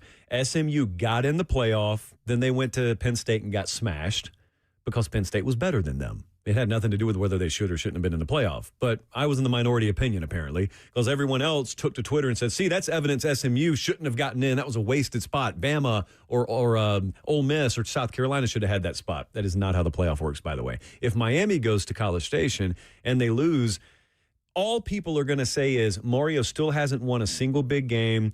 Congrats, you've recruited a ton of guys, and then you go to the portal to bail you out, and you got fat on a vastly inferior schedule down the stretch. That's the only thing that bailed you out, and you backed your way into the playoff, and then you got punched in the face as soon as you got in the playoff. You haven't proven anything. That will be the talk. With Mike Elko, it's year 2, and you got to the playoff. That would be the talk. I'm not saying they'd be happy about it, but, I mean, there would be a lot more, like, overarching full world conversation around Mario Cristobal than there would or will be about Mike Elko if they lose. The amount of quarterbacks that have announced their intent to enter the portal, there are obviously headline-grabbing ones. Jake Merklinger out of Tennessee is not necessarily one of those. But looking at Tennessee's quarterback room, this is where we pause our regularly scheduled conversation about contenders this year and pivot for a second. Must be difficult for you. Must be hard. Brett, name 2 players on the roster. Go. Mendoza and Omar Cooper. Said his name wrong. Oh, no. Doesn't count. Got him on the technicality. No. He said his damn name wrong. Which one? Cooper? Omari Cooper. Never mind. What's the guy from here? Brendan. What's the guy from here? Shout out Charlie Becker, Father Ryan. There you go. I lost my train of thought. Brendan Sorsby, the transfer out of Cincinnati. Sam Levitt out of Arizona State. When I think about potential fits, if somebody is to come in and be some sort of bridge quarterback for Heupel, those are the 2 that comes to mind. I imagine they'll be in somewhat high demand for somebody that wants to go and get a quarterback that they know in what they're getting, as opposed to a Lagway or a Raiola. How do you picture Tennessee's quarterback situation moving forward, taking into context the portal and who they have in the room? I want to see who else goes in the portal first. Like, I saw those 4, I mean, there are 4 high-profile names in there, Lagway's in there. So Dylan Raiola's in there. So there's some high-profile names. Remember, we're talking right now, it's December 17th? And so we've still got several weeks. We got a couple of weeks before people really have to declare their intent to go in that thing. So maybe there are guys not in the portal yet. I'm not speaking with inside information. Like, I made a conscious decision this year with how busy the coaching search scene has been, that if I'm going to focus on football games, the audacity, but if I'm going to focus on games, I can choose like one other lane to live in, and that is coaching search stuff. I cannot live in the portal lane. So I have chosen to just like tell Pete Nakos, for example, just text me when something's final. Just let me know when a player's going somewhere. Sure. I don't even want to follow the rumors about who could possibly be in the portal. So like, I don't know. I have no idea. I'm going to check in early January, and at that point, I will have an answer, but that will be long since after you've already had the answer. Genuinely, does the portal thing enhance your college football experience? Like, do you enjoy it because it is essentially free agency? If I were desperate, like if I were a team that were 500 and I were looking to quickly get off the mat, or if I had a new head coach, I would probably really lean into portal rumors. But like I'm sitting here just generically looking at the sport, it's been hard for me this year. This particular year's been hard. For fans of programs that are going to go out and get somebody, you're following every update on bated breath. Tennessee fans are trying to figure out who's going to start for them next year. If it's not going to be Faison Brandon, is it going to be one of these names that just dropped? For me, it's like a Jekyll and Hyde thing where like Hyde is the good one, right? That's like the I never knew professional one. Jekyll's like the monster that takes over. Or Dr. Jekyll is the scientist that turns into Mr. Hyde, okay. right? All right. Well, the Dr. Jekyll. Somebody fact check us. Like the calm, cool, and collected one, whichever one that is of me, is like, look how they've massacred my boy. This sport is a shell of itself. It's all a disaster. And then the devil on the shoulder kind of just... You don't want to be at Cincinnati. Is obsessing over everything happening at the same time. We've dubbed it 6-7 season for the nonsense that this time of year is. I don't know if you approve. Yeah. Just let him sit there in silence with it. It's okay. I don't know. I just know, like, someone asked me a question on the show last night. What is the biggest threat to college football? Which could be its own hour in and of itself. Oh, my God. But I just started to talk about what we talked about. I was here in the summer, and we were just kind of trying to find things to talk about. And I talked about some of the adhesive between you as a fan and the sport. Like in the NFL, free agency, the draft. Like, there are things that exist in college football. Touch points. Yeah, like recruiting was one of the hard. That is college football's equivalent of the draft. It was a hardcore adhesive. Hardly anyone pays attention to National Signing Day anymore. Spring games have totally inverted from what they used to be. That's another part of the adhesive. So it's not like people aren't watching the games. The games get huge ratings, but like I always wonder about the loosening of the attachment between fan and sport as some of the strength of those adhesives weaken a little bit. And with the portal, I don't know if that's an adhesive because it's still such a new concept. I don't really know that anyone romanticizes the portal as the conduit between them and their attachment to the sport they love. I guess it depends on which program you're talking about, because now Indiana will have back-to-back transfer portal quarterbacks that have given them their most, and Cignetti is the common denominator here, right? Probably we'll need another one after this year. Well, that's the thing. Like, if this becomes your modus operandi, thank you for paying attention, is it then becomes something that you might track as an Indiana fan, and it doesn't mean exclusively that Cignetti is going to operate with transfer portal quarterbacks, but if that's the thing that you know that your program has historically done, then okay, as an Indiana fan, I'm probably paying attention to which quarterbacks are in the transfer portal at this point in time. If you are somebody who is a fan of a program that does it more organically, who's still recruiting at the highest level right now? Kirby's doing a good job. Okay. USC's doing a nice job right now, too. Still too soon to tell, but yeah, this class was really good for USC. Let's just say Georgia, and for different reasons, like Clemson, right? You know that Dabo, as long as he's there, is not going to operate, at least in the portal, at a high level relative to the rest of the space, so you're probably going to be more focused on recruiting, which kind of changes the dynamic. So it's probably specific. I'm just guessing here. It's probably specific to fan base. Yeah, I would agree. I mean, if you're Ole Miss under Kiffin until recently, you just knew we're going to lean on the portal. Most of our team for next year may be in the portal, therefore they may be somewhere else this year. If I knew that was my existence, yeah. Florida State's such a weird example because Florida State hit gold with the portal, struck out totally with the portal. Now they have no foundation that their program's built on. The only reason they just extended Mike Norvell another year, they didn't extend him. The only reason they didn't fire him is because they couldn't get Kiffin. And so it's one of the first in a long time that I can remember a modern day like lame duck season. NFL, they do this. They'll tank for draft picks in the NFL. Florida State, it seems like they're kind of like punting on 2026. They're not going to spend a ton. Everybody just knows that they're buying a year where the buyout gets reduced a little bit. I don't remember seeing that very often in major college football. What does that do to a fan base, though? That's a great question. And if apathy sets in, which it absolutely will, what money are you really saving? Because the money you save on a buyout, you're more than paying for with loss of fan engagement. That just seems so detrimental to me. Everything is fine. It is, because we have football games this weekend. There was a dearth of them this weekend. The college football playoff is back. Josh Pate's College Football Show is where you can follow along with all the insights, all the news, all the notes, all the analysis. He's going to be just about everywhere this weekend. Buddy, safe travels, and thank you for taking some time. Thank you, as always. All right, coming up next, we will continue the conversation. We will take your phone calls as well, 615-737-1045. Oh, dumbest thing in sports. Are we giving things away? I'm not telling you because you didn't let me ask Josh Pate an ECU question. Oh, yes. No, too late. It's too late. You forgot about me. You didn't tell me that was my... No, don't care. Don't care. You can find out next. ECU's quarterback situation. Just walk us through the ins and outs. Feel free to be very detailed and lengthy about it. The Eastern Carolina quarterback situation? Whoa. It's not Eastern. It's not Eastern. East. My bad.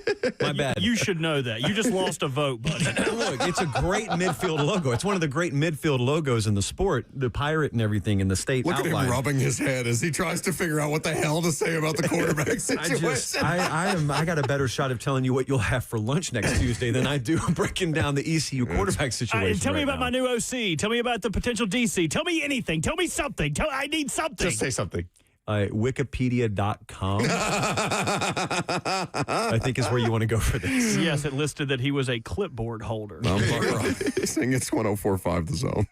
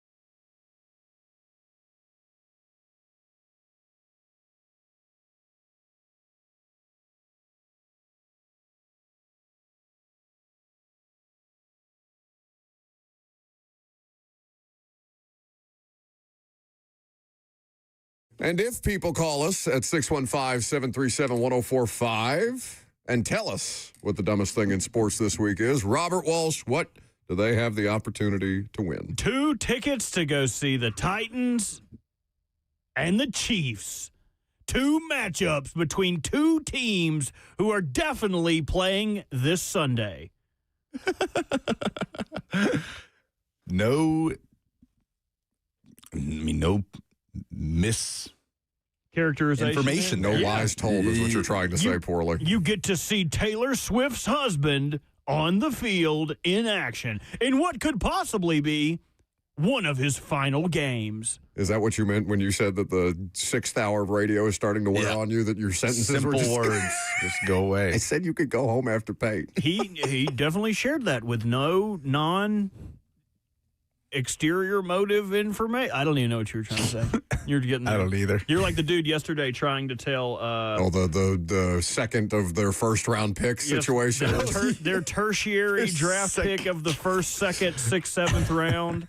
I'm so confused by that call.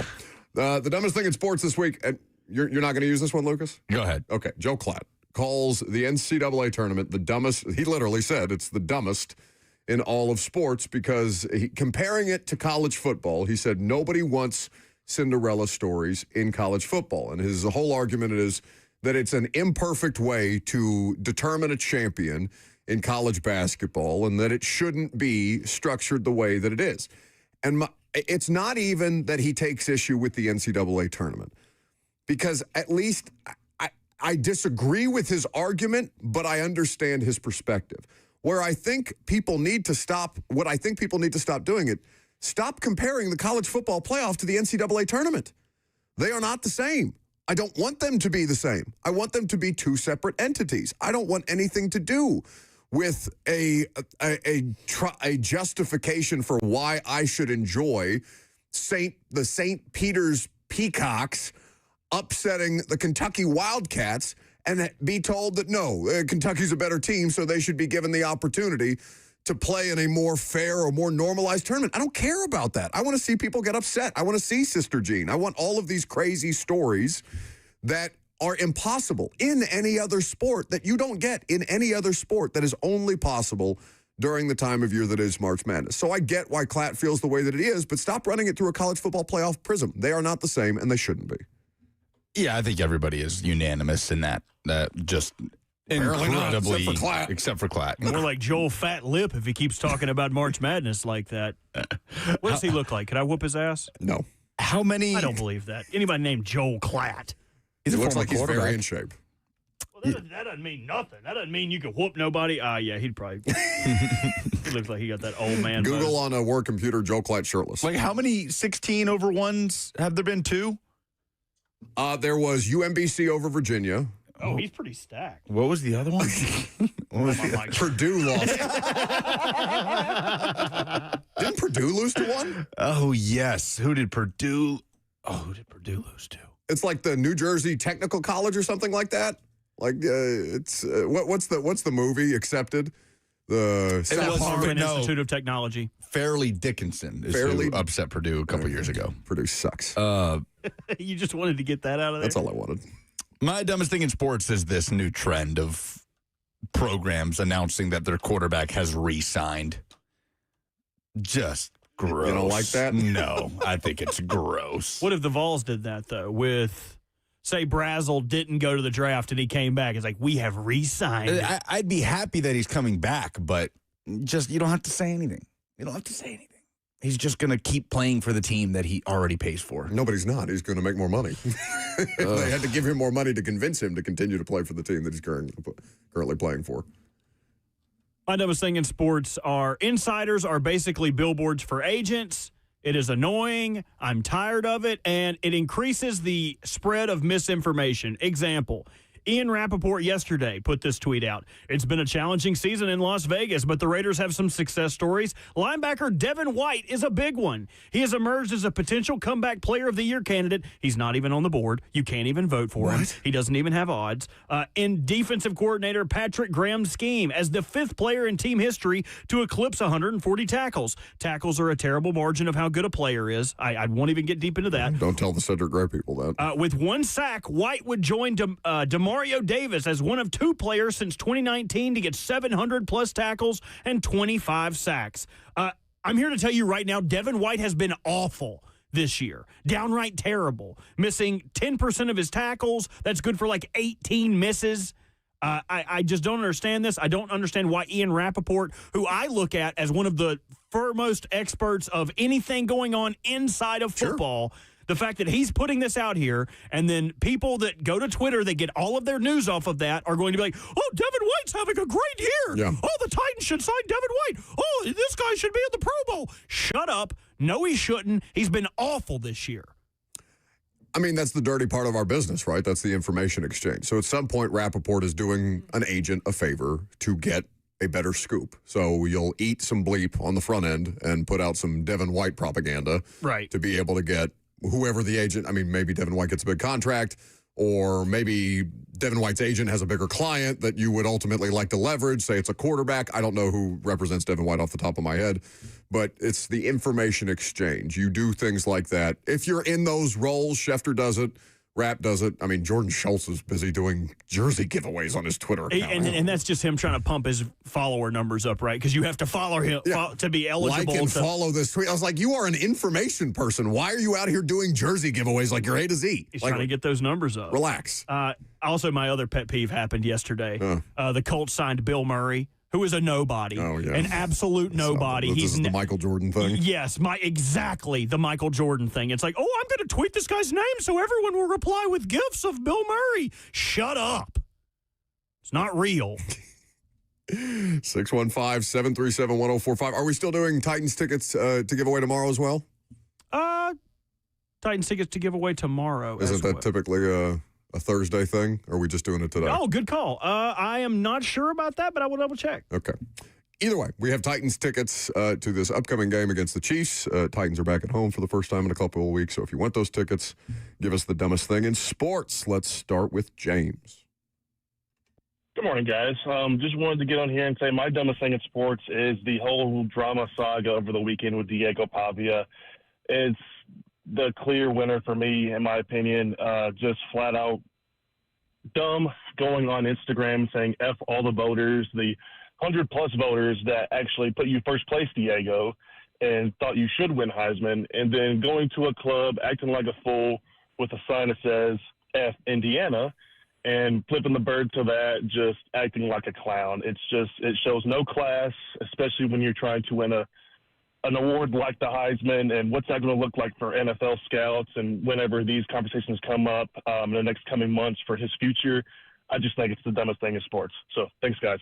You're welcome. Remember to stay on hold for the opportunity to win those tickets. Yeah, it's just a bad look. Logan is in Nashville next. Hey, what's up, fellas? How we doing? Good. All right. My dumbest thing is Ryan Clark of ESPN just wishing, again, that TVs weren't invented so I didn't have to watch this crap. But I think that the only reason that Micah Parsons was injured is because how violently Bo Nix made him chase him in that game. So just shame on Bo Nix for doing that to poor Micah Parsons. Running for his life. Thank you for the call. Yeah, that's my dumbest thing, guys. I appreciate it. Have you seen this? No. Ryan Clark is blaming Bo Nix for Micah Parsons' injury.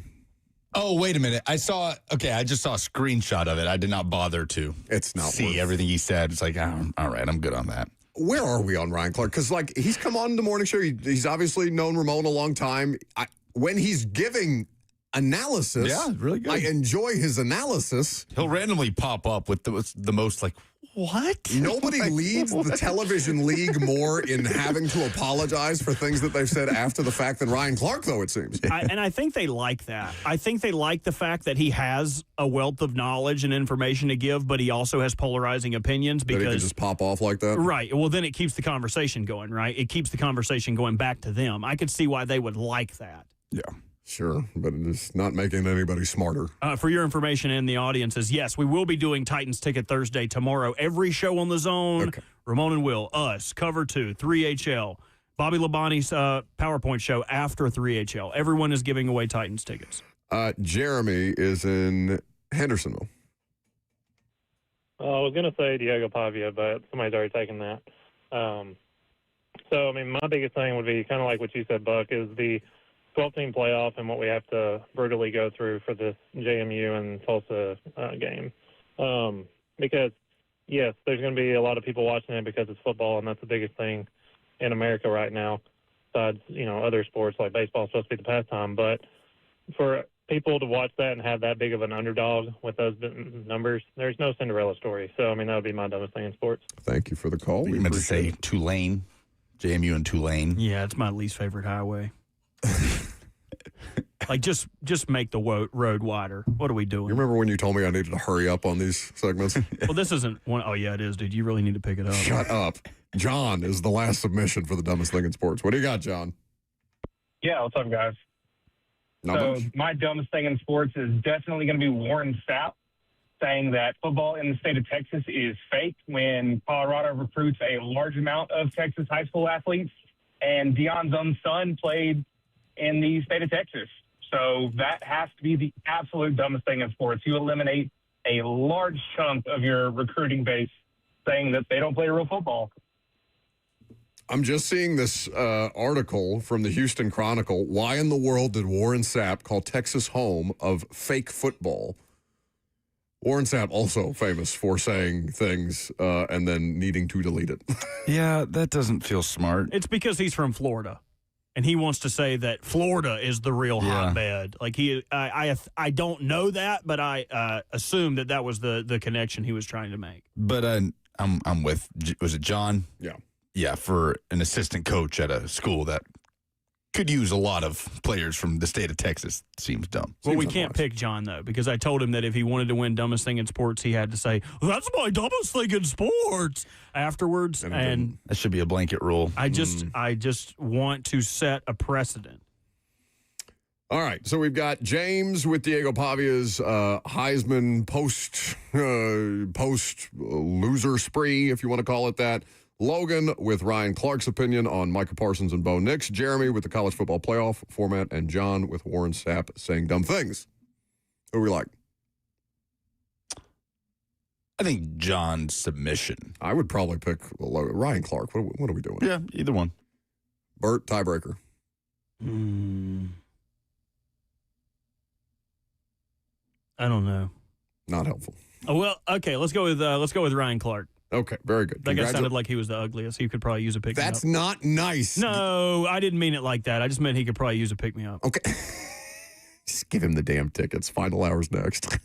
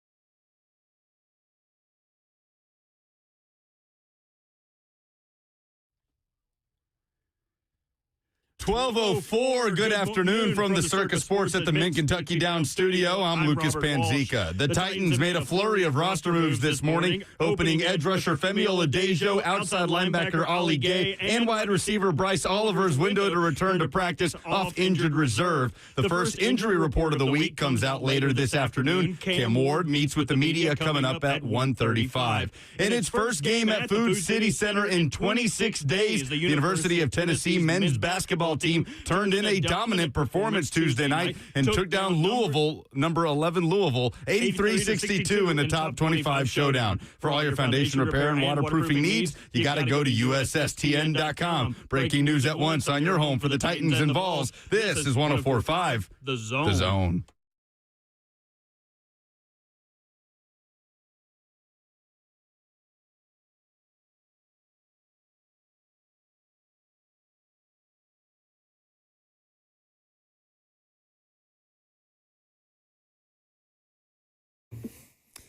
You two are idiots.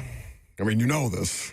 But I just feel that for the sake of the audience, it's important to reaffirm that message. Lucas's off-mic laughter.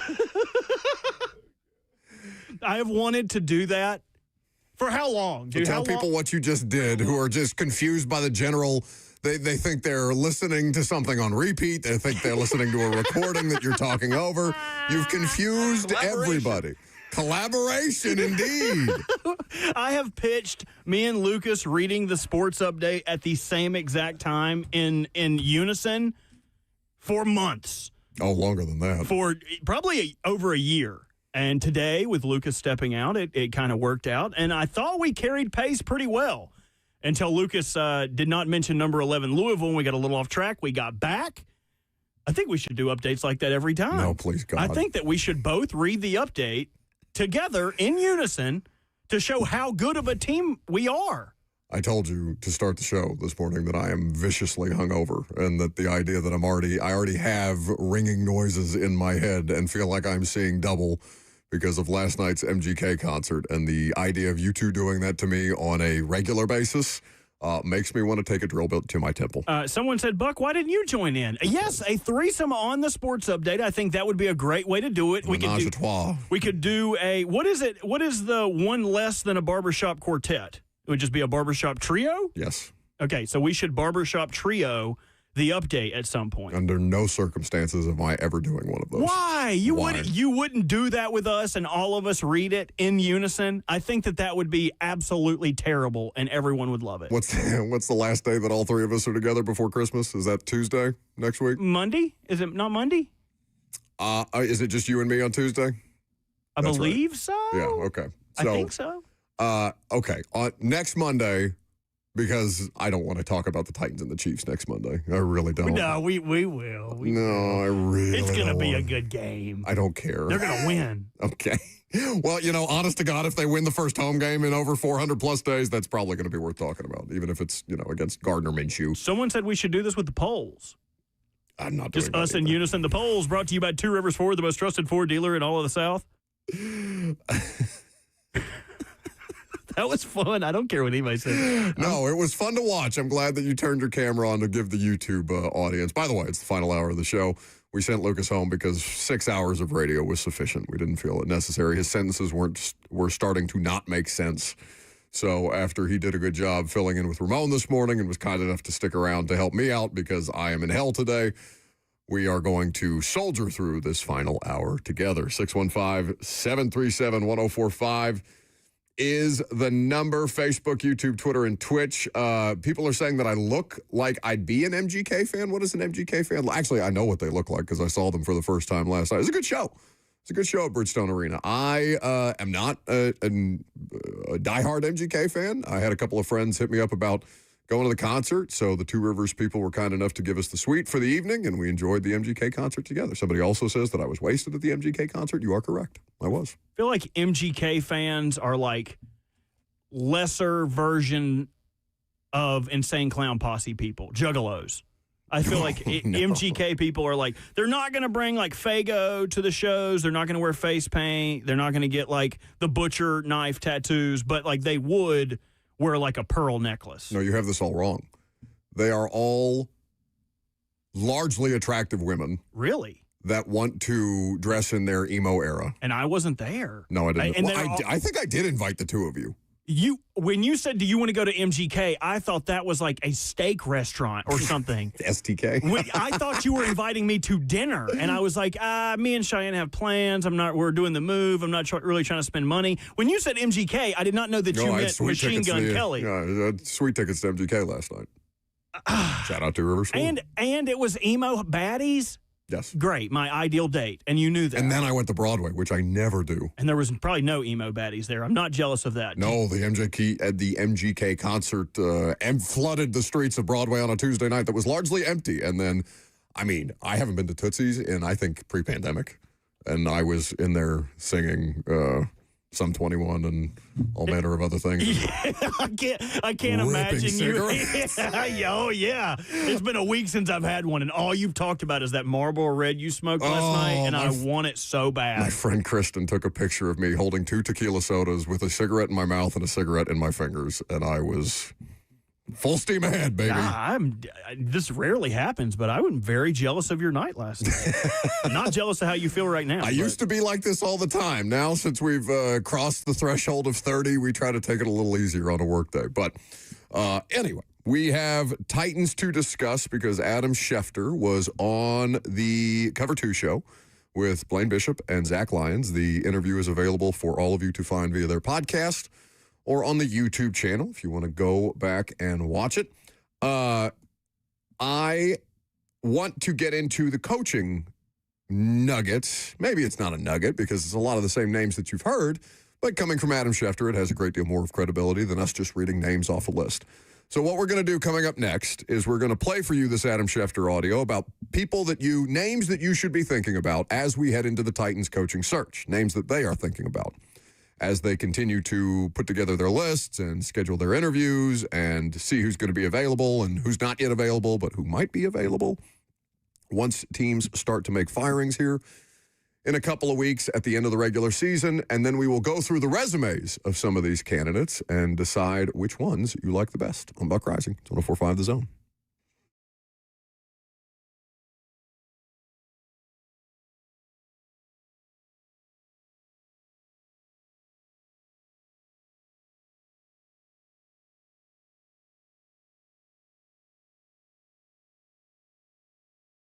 Selling your home can be stressful, but it doesn't have to be. Get a guaranteed offer from Mark Spain Real Estate. There are no showings, no open houses, no stress. Work with the #1 real estate team in the U.S. and close with confidence. Go to markspain.com today. I'll be home for Christmas. You can count on me.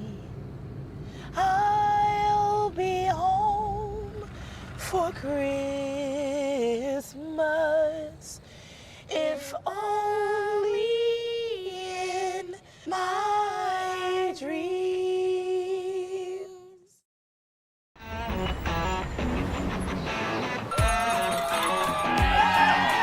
Smashville hockey. Around here, it can sound like a language of its own.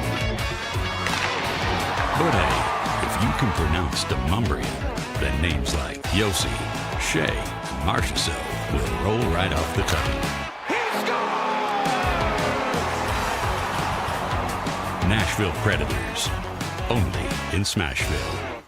One of the largest sports books east of the Mississippi, Circa Sports Kentucky, is now open. Catch all your favorite games on an 80-foot screen with stadium-style seating and live VSiN broadcast daily. Circa Sports, now open at the Mint Gaming Hall, Kentucky Downs.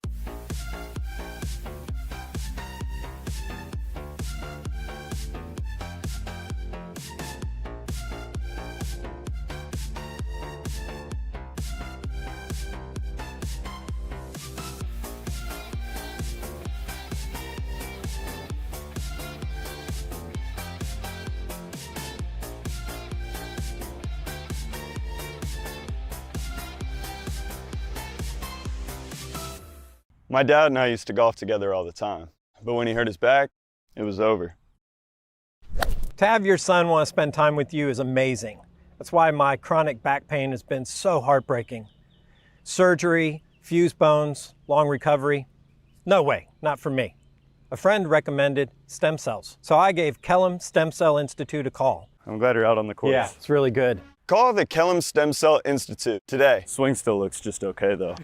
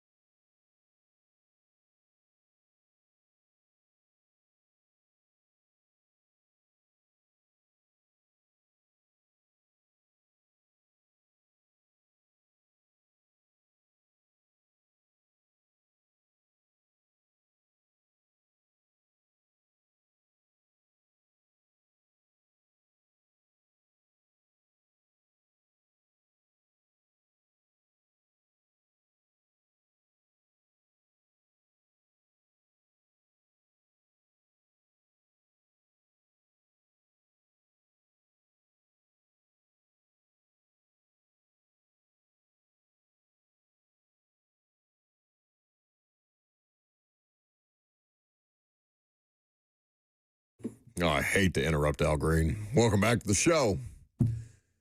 Fueled by Hattie B's Hot Chicken, the best hot chicken in the world. 615-737-1045 is the number. And the question for you out there in the world, Titans are getting ready to go through a coaching search. I mean, it's already started, in essence, where you're starting to compile candidates that you want to interview. You haven't gotten to the point where you're scheduling interviews yet, obviously. There are some candidates who are available to be interviewed because they're not actively working right now, but there are rules and regulations around the hiring process. Obviously, it's critical to abide by the Rooney rules and things like this that the Titans have skirted before, according to Mike Mularkey, if you remember that whole situation that he got them lumped into the Brian Flores lawsuit for. But as we sit here today, and as we get ready to hear from Adam Schefter, a list of names that you should be thinking about with the Titans head coaching search, what is the one trait that you are looking for in the Titans' next head coach? And it's a good question that Robert posed this morning. And I had to think about it for a while. Because this is a very specific job. And I say this only because I know infinitely more about the specificities of this job than I do any other job in the NFL. Why? Because I've been here for 10 years. I know how that organization works. I know the people that run it. I know that it's complicated. It may not be as complicated elsewhere. It may be equally as complicated in other places. But I know the office politics of the Tennessee Titans. And they're difficult to navigate. So, not only do I think that the experience of a head coach in a previous stop is critically important here, but also I think it is critically important to have a previous working relationship with people who are currently employed by the team. I think that you have to come in here with a level of trust that is different than just being hired by an organization and, okay, I'll get to know my new colleagues and coworkers and superiors as we go along. Because it's not simple. Amy Adams Strunk is a difficult owner to work for. She is not super involved. Now, I think she has become less involved than she was at the start of her controlling ownership tenure. She was more around the facility. Now she has tasked Chad Brinker, president of football operations, to run the football side, and Burke Nihill, president and CEO of the team, to run the business side. And those two people have also, in their own words, been empowered to speak on her behalf. But at the end of the day, who fired Brian Callahan? Maybe Adam Strunk. So that creates a very difficult situation to navigate. I also think that there's a bit of a circumstance to have to navigating the Nihill-Brinker thing, because those are not the same people. They are tasked with different things. Burke Nihill's got a stadium that's getting ready to open in 2027. That's his baby. That, to him, butts in seats, season tickets, PSLs. The product, I think, has taken a back seat, and I think that they would tell you, and mean it, that winning is the most important thing, because they're scared they're going to open up this new stadium and they're still going to suck. That's one side. The football side is another side, because you are still third in the pecking order, or theoretically fourth behind Amy, if you're the head coach. Amy, Brinker, Borgonzi, new coach. So a previous existing and good relationship with the next head coach of the Tennessee Titans, I think, is pretty important here. Now, it doesn't mean that they have to go that direction, and it doesn't mean that that's the best candidate. But this is a very difficult circumstance to drop just anybody into. As you just saw, Brian Callahan was not equipped. Brian Callahan did not hold up well. Brian Callahan had his own failures, but I think there's also some things that Brian Callahan and Mike Vrabel and Mike Mularkey before him were always going to have a difficult time navigating, because it's become more complicated here. Again, it may be like this in other places. I don't know those other places. I know here. So to me, that pre-existing relationship is so important for the next coach to have, because I don't want him set up for failure. I don't know if this would be my most important trait, but I think it would be necessary for someone to get them out of the slump they're currently in. I would like the next head coach of the Tennessee Titans to be thrifty. I would like him to be an Aldi shopper at his core, because for your first couple of years, you are going to have to work with less. You are going to have to go down in the root cellar and see what you got in the pantry down there. You're going to be able to have to squeeze blood from a stone. If you're able to do that, you put this team, and i.e. Cam Ward, in a much better position to progress and succeed earlier than they should. And I think that would pay dividends not only with fans watching your product, but with the development of the entire team.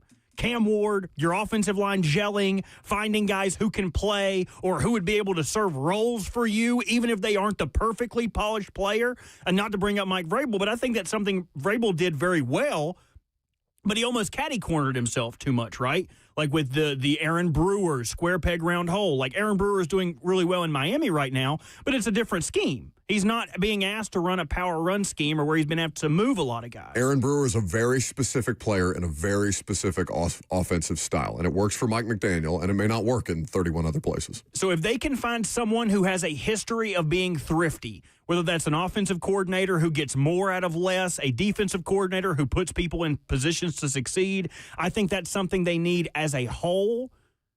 So that would be a trait that I would look for. Again, I don't know if that's the most important trait, but that is something I would seek out. Yeah, it's almost two different conversations, right? Like, what's most important to the success of the football team versus what's most important for this coach to have sustainability, right?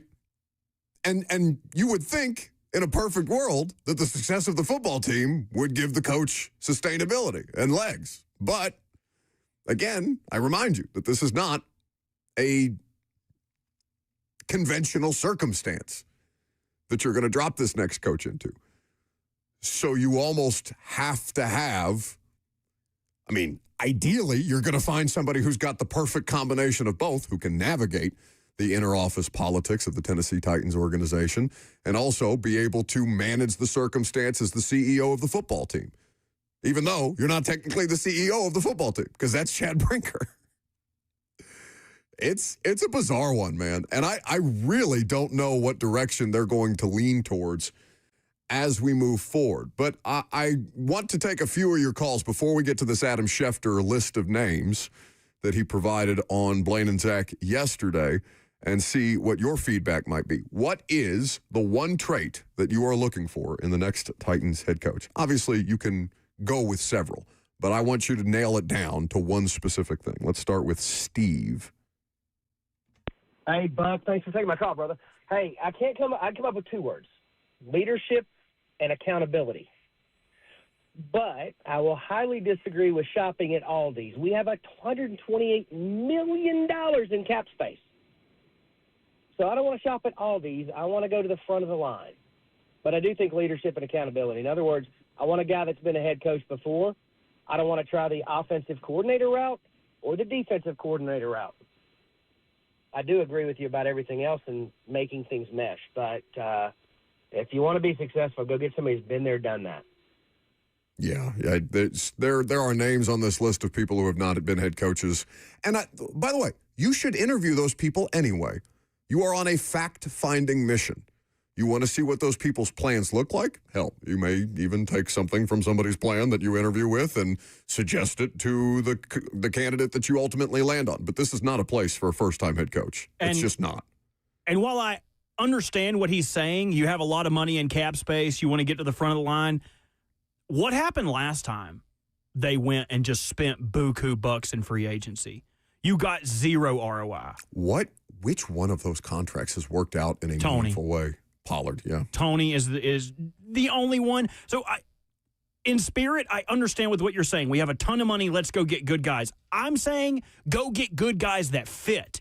Go get good guys that make sense. You don't have to bend over backwards to sign the best guy at every position. If you can find guys that fit for what you want to do in your scheme without breaking the bank. Guys that fill in and fit molds that you can say, hey, maybe this guy grows into something, but I wouldn't go out and pay top dollar for every free agent in a position of need because look where that got you before. And they were supposed to do that under Callahan. He said that they were never going to prioritize scheme over talent, over trying to make things work around the talent that they have. And yet there's evidence, and again, I'm not saying that it has to be definitively one way or the other, but there was evidence to say that he was not doing enough around the players that he had to try and make it work for a better situation. Now, you could say, well, he didn't have any players to begin with. All I can do is judge them off the money that they're paid. They were good players before they got here. All of a sudden, they suck. There was not a single player that was signed or traded for, let's just say acquired, in the offseason process that was not the draft under Brian Callahan's administration, including his father, by the way, that meaningfully improved based on what they had done here. Snead, worse. Cushenberry, worse. Ridley, worse.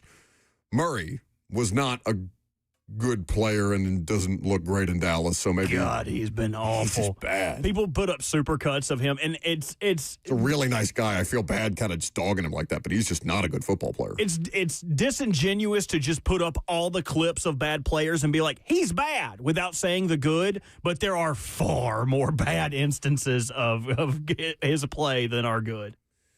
Yeah, so there's not a single player here that under the previous full-time head coaching staff or head coach got better. Even Cam didn't start to improve until Brian Callahan was fired.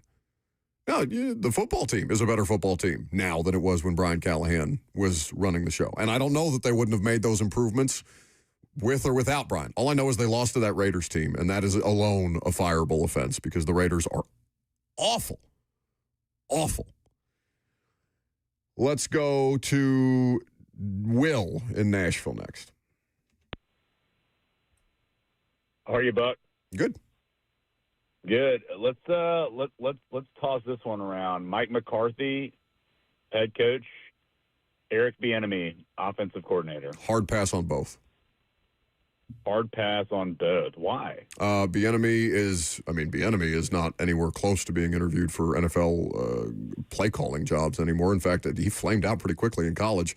The track record, it was never reported on what the underlying problem with him is. There's always been rumors about that kind of stuff, and I'm not going to traffic in that, but I don't want anybody who's coming in here with extra baggage, and I don't want a 62-year-old coach for a long-term situation. I want a long-term fix. Mike McCarthy is getting up there in age. I know he's done it before, but there are other people who've done it before, too. It doesn't need to be the guy that's just done it and you know more.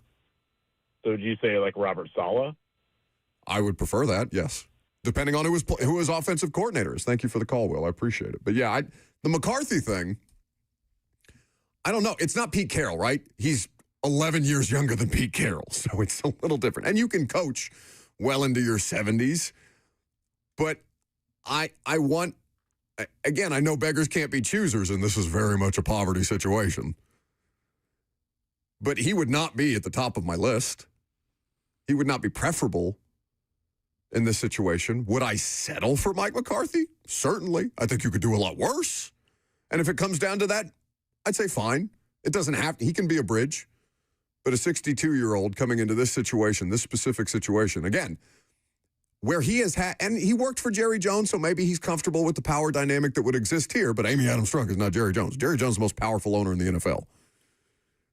The Titans are not the Cowboys. There's a different level of, Mike McCarthy is probably a bigger commodity than not by, net worth or anything like that. But definitely by size. He's probably definitely the largest coach that they would think about, right? We have drugs for that now. Well, look what happened to who was the Giants coach? Oh, Daboll. Daboll. I thought he was better when he was fat. He was worried about the wrong O. He was worried about Ozempic. Should have been worried about the offense. Yeah, too busy showing up. Actually, Brian Daboll never went to the Met Gala or anything like that. But that New York lifestyle, baby.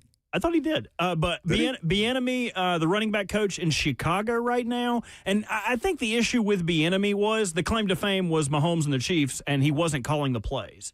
Like, rumors and everything else aside, like, he wasn't as integral to their success as the outside would believe. Yeah, the Bieniemy thing it never, he wasn't, and I'm not saying the guys haven't been boxed out or gate kept from getting opportunities, because that happens. And certainly with minority coaches, I mean, for God's sakes, the Rooney Rule exists for that reason. So I'm not ignorant to that idea, but there is a reason that Bieniemy has not been back in those conversations even since having to go back to the college game and not necessarily having success there. David is in Nashville. Hey, Buck, hope you're doing well. I agree about Robert Saleh. I think he would be a great candidate for our coaching search. But I'd like to preface this with it does not matter as long as Amy Adams Strunk is our owner. She is the worst owner in the NFL and the reason I don't go to Titans games anymore. Have a great day. Okay, thank you for the call. Listen, everybody's entitled to their opinion. I don't know. It's tough for me to speak on who's the worst owner in the NFL because I just cover the one. And I don't really, I can't even say that I really cover Amy Adams Strunk because she's not there to be covered, right? She made an appearance at this, what I call this damn stadium ceremony they did the other day. They lift the final steel beam. Sounded like a sex act, topping off ceremony. We got to find a different name for that. I know that's just what they call it, but The unveiling. yeah, just something like topping off. Look at this drywall. I don't know, man. It's starting to look like what it's going to look like. Adam Schefter was on Cover 2 yesterday. You can check out the YouTube, the 1045 The Zone YouTube channel. It got a lot of traffic. He had a lot of good information, but listed a number of names Titans fans should familiarize themselves with involving the Titans head coaching search. Who are the names? I said, well, there's a lot of names, but some of the names, Chris Shula, Rams defensive coordinator, Jeff Hafley, Packers defensive coordinator, Vance Joseph, Broncos defensive coordinator, Matt Nagy, Chiefs offensive coordinator, Anthony Weaver, Dolphins defensive coordinator, Joe Brady, Bills offensive coordinator, Clint Kubiak, Seahawks offensive coordinator, Nate Shieldhouse. He's an assistant with the Rams. Those are some names. I think there'll be others. You know, if Kevin Stefanski loses his job in Cleveland, that would be one to watch. Anybody that loses their job as a current head coach would be interesting. Those are some names for you to kick around. Okay, so it's not really specific. He just gave you a cornucopia of potential names. Also, he gave you guys that are going to interview for jobs everywhere. Right. It sounded a little Trumpy here at the begining. Who are the names? I said, well, there's a lot of names, but... oh, well, there's a lot of names, a lot of good names. Many people are saying, is he doing the hand motion too? Something I thought was interesting, any head coach that would lose their job would be interesting. Would you be interested in an Aaron Glenn? If the Jets said, you know what, dude, the posturing after you got a turnover, the snapping at media, like the losing, the locker room's not very fond of you, we're done. Would you be interested in an Aaron Glenn? No. 1 year does not suffice. Now, if you want to talk about ownership that is viewed poorly, Woody Johnson is up there. So at least he would have, in theory, Aaron Glenn experience navigating a difficult ownership situation where, I mean, maybe you could say this of any NFL owner. I don't want to pin all of this stuff on Amy Adams Strunk just because it's a part of the conversation here, but it would be really hard to trust her. It would be very difficult to trust her if you were an employee coming into this situation. And maybe that's just the risk, the reward. You take it because, like many people will tell you, it's one of 32. Somebody will want this job, but you don't want. I don't know. You want to feel comfortable, and that you're going to have the kind of time and the kind of patience that they said they were going to have this year, and then she didn't. That would allow you to actually have a chance at success. You may not succeed even if you get that chance, and you may not reward that patience. But it's complicated. No, I mean, Stefanski, I have a hard time with that after just seeing how Cleveland has gone this year. And I know it's not all his fault, but Stefanski would be a hard sell for me. That to me is, and I'm not down on what Schefter is saying there. I'm not knocking the information, but it's just all of the people who are going to interview for jobs. And if Kevin Stefanski were to become available, he would interview for jobs. And if Aaron Glenn were to become available, I don't know that he would immediately start interviewing for head coaching jobs again because the Jets are awful. But there would be people interested in bringing that person onto their staff in some capacity. It's just to narrow it down, because we can do more resume stuff tomorrow on these guys. It's turned into a lot of call, and that's fine. Like, I'm curious to hear your guys' feedback. I wish that we could hear from Amy what matters the most in this, but we won't, because that's not how she works, as is her right. It just makes it really hard to figure out what they're actually looking for. And you can say, well, Chad Brinker and Burke Nihill, or at least Chad Brinker on the football side of things, will speak about what they're looking for in the next head coach. Maybe. I don't know. So you can take your cues from him, I guess. But that's still not the person who makes the ultimate decision at the end of the day, which is why I struggle with I'm empowered to speak on her behalf. Yeah, okay, but what's she actually think? Because you told me you're going to be patient this year, and then you axed the coach 6 weeks in after you lost to the Raiders, which means you really didn't believe in that coach to begin with, which why the hell were we even doing this for 6 games? Why didn't you just clear house the way that most of us were screaming about after they went 3-14 last year. That was another note that Schefter added in his interview that I think we knew. I couldn't remember who said that first, that it was Amy's decision, like Amy wanted a change. But that's another thing that Schefter mentioned in his interview with Cover 2. They would not admit it when we I wouldn't say we grilled Chad Brinker in the press conference, but it wasn't an easy press conference. It wasn't an easy situation. Anytime somebody gets fired, it's not easy. A light broiling.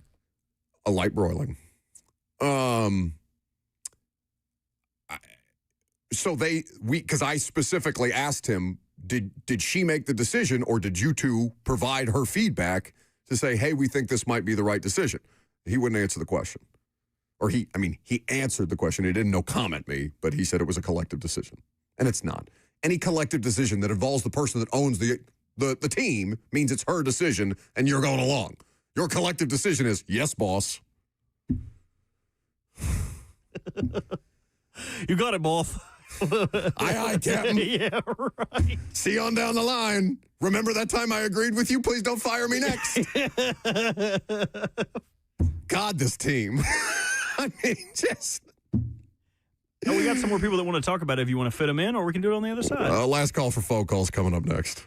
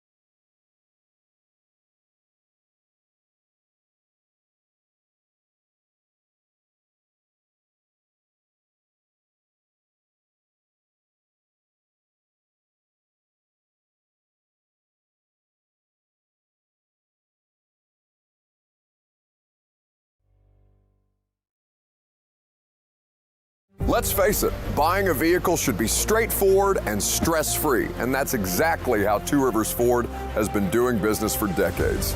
This locally owned dealership has a non-commissioned sales team whose only focus is to find you the right vehicle at the right price without the pressure. So you'll actually have a fun car buying experience. Great prices, easy financing, and a non-commissioned sales team. Two Rivers Ford, the South's most trusted Ford dealer.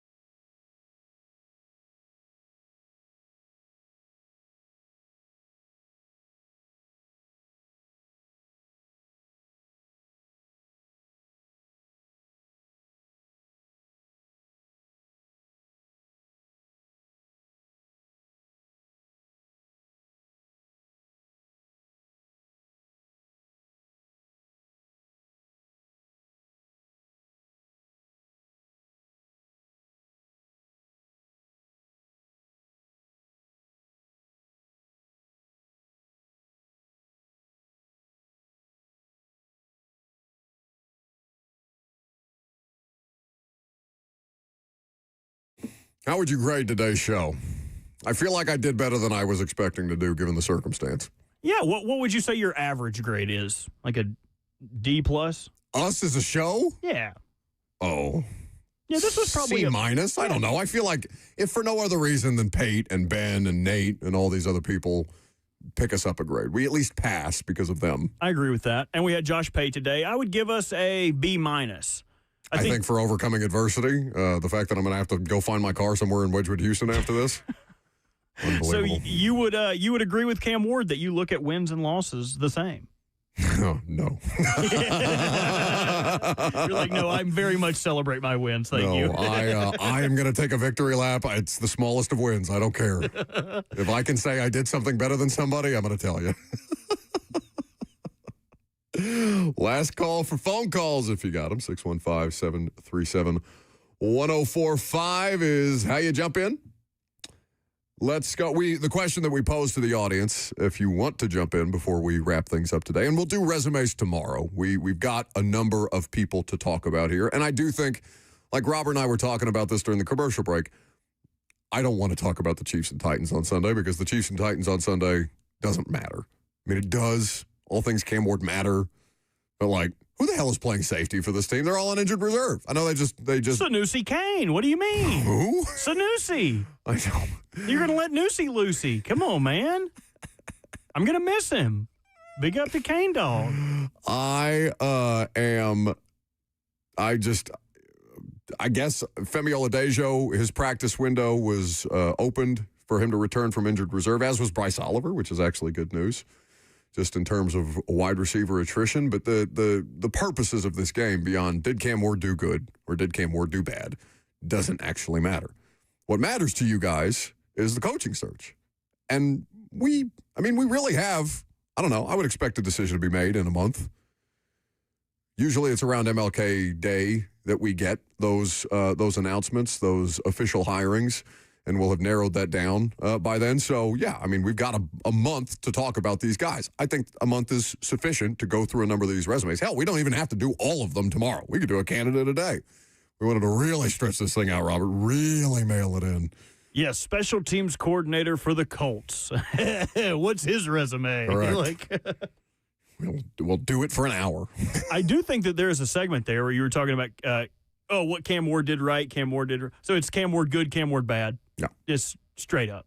That's all I care. That's all anybody cares about. That's all that matters for these final three games, especially like we're being deprived of seeing Patrick Mahomes play on Sunday at Nissan Stadium. So instead, we will just talk about Cam Ward good or Cam Ward bad for the rest of the season and your coaching search. But I think people are even tired of the Cam stuff because the Cam stuff, I don't know. I don't think it's going to get much better.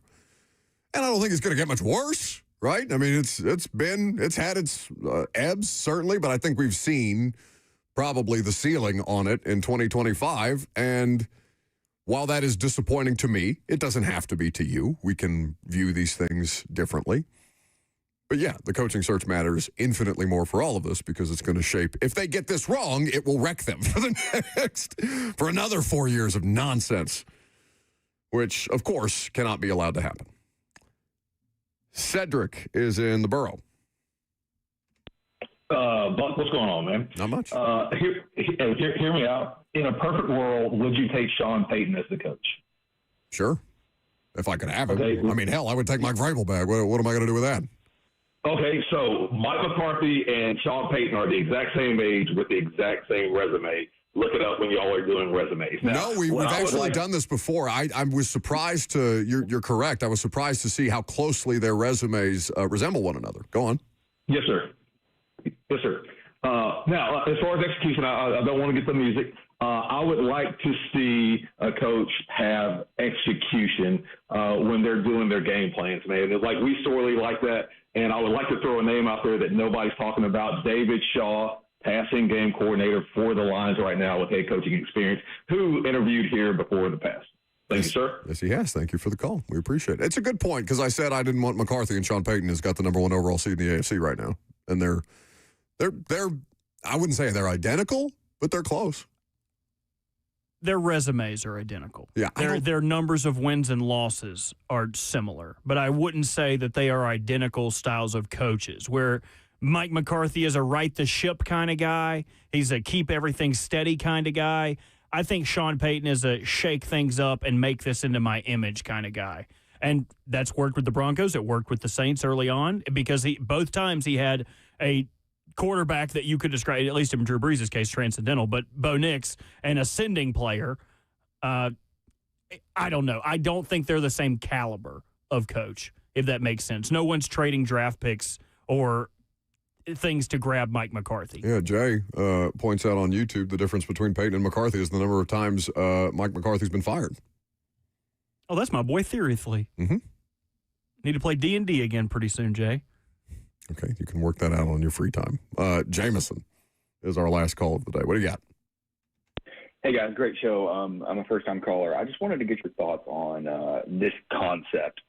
So, obviously, I don't think next year is going to be, some crazy playoff run for the Titans, but we hope the coach will turn things around. My question, though, is for somebody specifically like Robert Saleh, who never had a winning season with the Jets, why would we think that somebody who hasn't had, a lot of success in a head coaching job could come to an organization like the Titans with not too much talent, obviously the ownership complications, and have more success than they did in their previous position? I'll sit back and listen. Merry Christmas. Well, just really quick before you hang up, Jameson, I appreciate that. Merry Christmas to you as well. Can I offer you the Aaron Rodgers variable? Because that's a huge thing that he had to work around in New York that becomes a massive complication, and that quarterback blew his Achilles 4 plays into his first season there. So that very much, the Jets, we were talking about Jets potentially, at least as a playoff contender, certainly maybe not a Super Bowl, but that was a very specific situation. I'm not saying that it's guaranteed just because he's done it before that he will have more success here, but you're not. That's a very specific variable to the Jets equation. Good deal. Gotcha. That makes sense. Thanks for the call. I think you'd also have to count in Zach Wilson into that equation because they drafted him with the number 2 overall pick. They were saddled with him, and he was a lame duck. He was never going to get better. When Saleh got there? Yes, when he was a head coach there. Who was that? Did Gase draft Zach Wilson? No, Saleh did. Really? How many years was Saleh in New York? Saleh 2021, I believe he got there. Okay. I believe it was his first year there. I'm not sure, but it didn't work out, right? They were saddled with a quarterback. They were like, okay, we'll fix this with Aaron Rodgers, and then he blew his leg out. So they were still stuck with Zach Wilson. I don't think that would be a mirror situation here because I think Cam is a more pro-ready quarterback than Zach Wilson ever was or ever will be. Now, his ability to attract the mothers, I'm not sure. That remains to be determined. Kill it down here. I'm telling you, man. I don't know. What is it? I think moms are getting uglier, dude. I think moms are getting uglier. That's not true. Did you know speaking of reasons why moms aren't getting uglier, I'd explained to Lucas that he's going to the place that I get skincare stuff from in Brentwood, Canvas. Shout out to Canvas Skin and Candler Pope, who does a wonderful job. He asked me because he would like to get something for Megan, his lovely fiance, for Christmas. And he wants to get her lip filler because I guess Megan wants lip filler. Lucas thought that they were going to give him a needle full of lip filler that he could put in a box and give to Megan instead of Megan having to go in for an appointment with an injector. And you would do it at home. Correct. Yes, that's how my dad does shots. My dad will never take a dog or a cat to the vet to do a shot. He'll just go to Tractor Supply and buy it and do the shot himself. Yeah, maybe don't treat your fiance like an animal. I mean, it would be cheaper. Stop it. It would be cheaper. If we'd have done polls today, I did tweet the polls out. I was late to it, but I did it. We will forgive you this time. They would be brought to you by Two Rivers Ford, the most trusted Ford dealer in all of the South. That's right. Out of all of the Souths, it is the most trusted. Not even close. Don't even forget it. Don't even think about it. And they have a lovely suite at Bridgestone, which I very much appreciate them letting me use for the MGK concert last night. Now I have to go pick up the pieces of my life and try and scramble over there to Titans practice before Cam Ward speaks. See ya.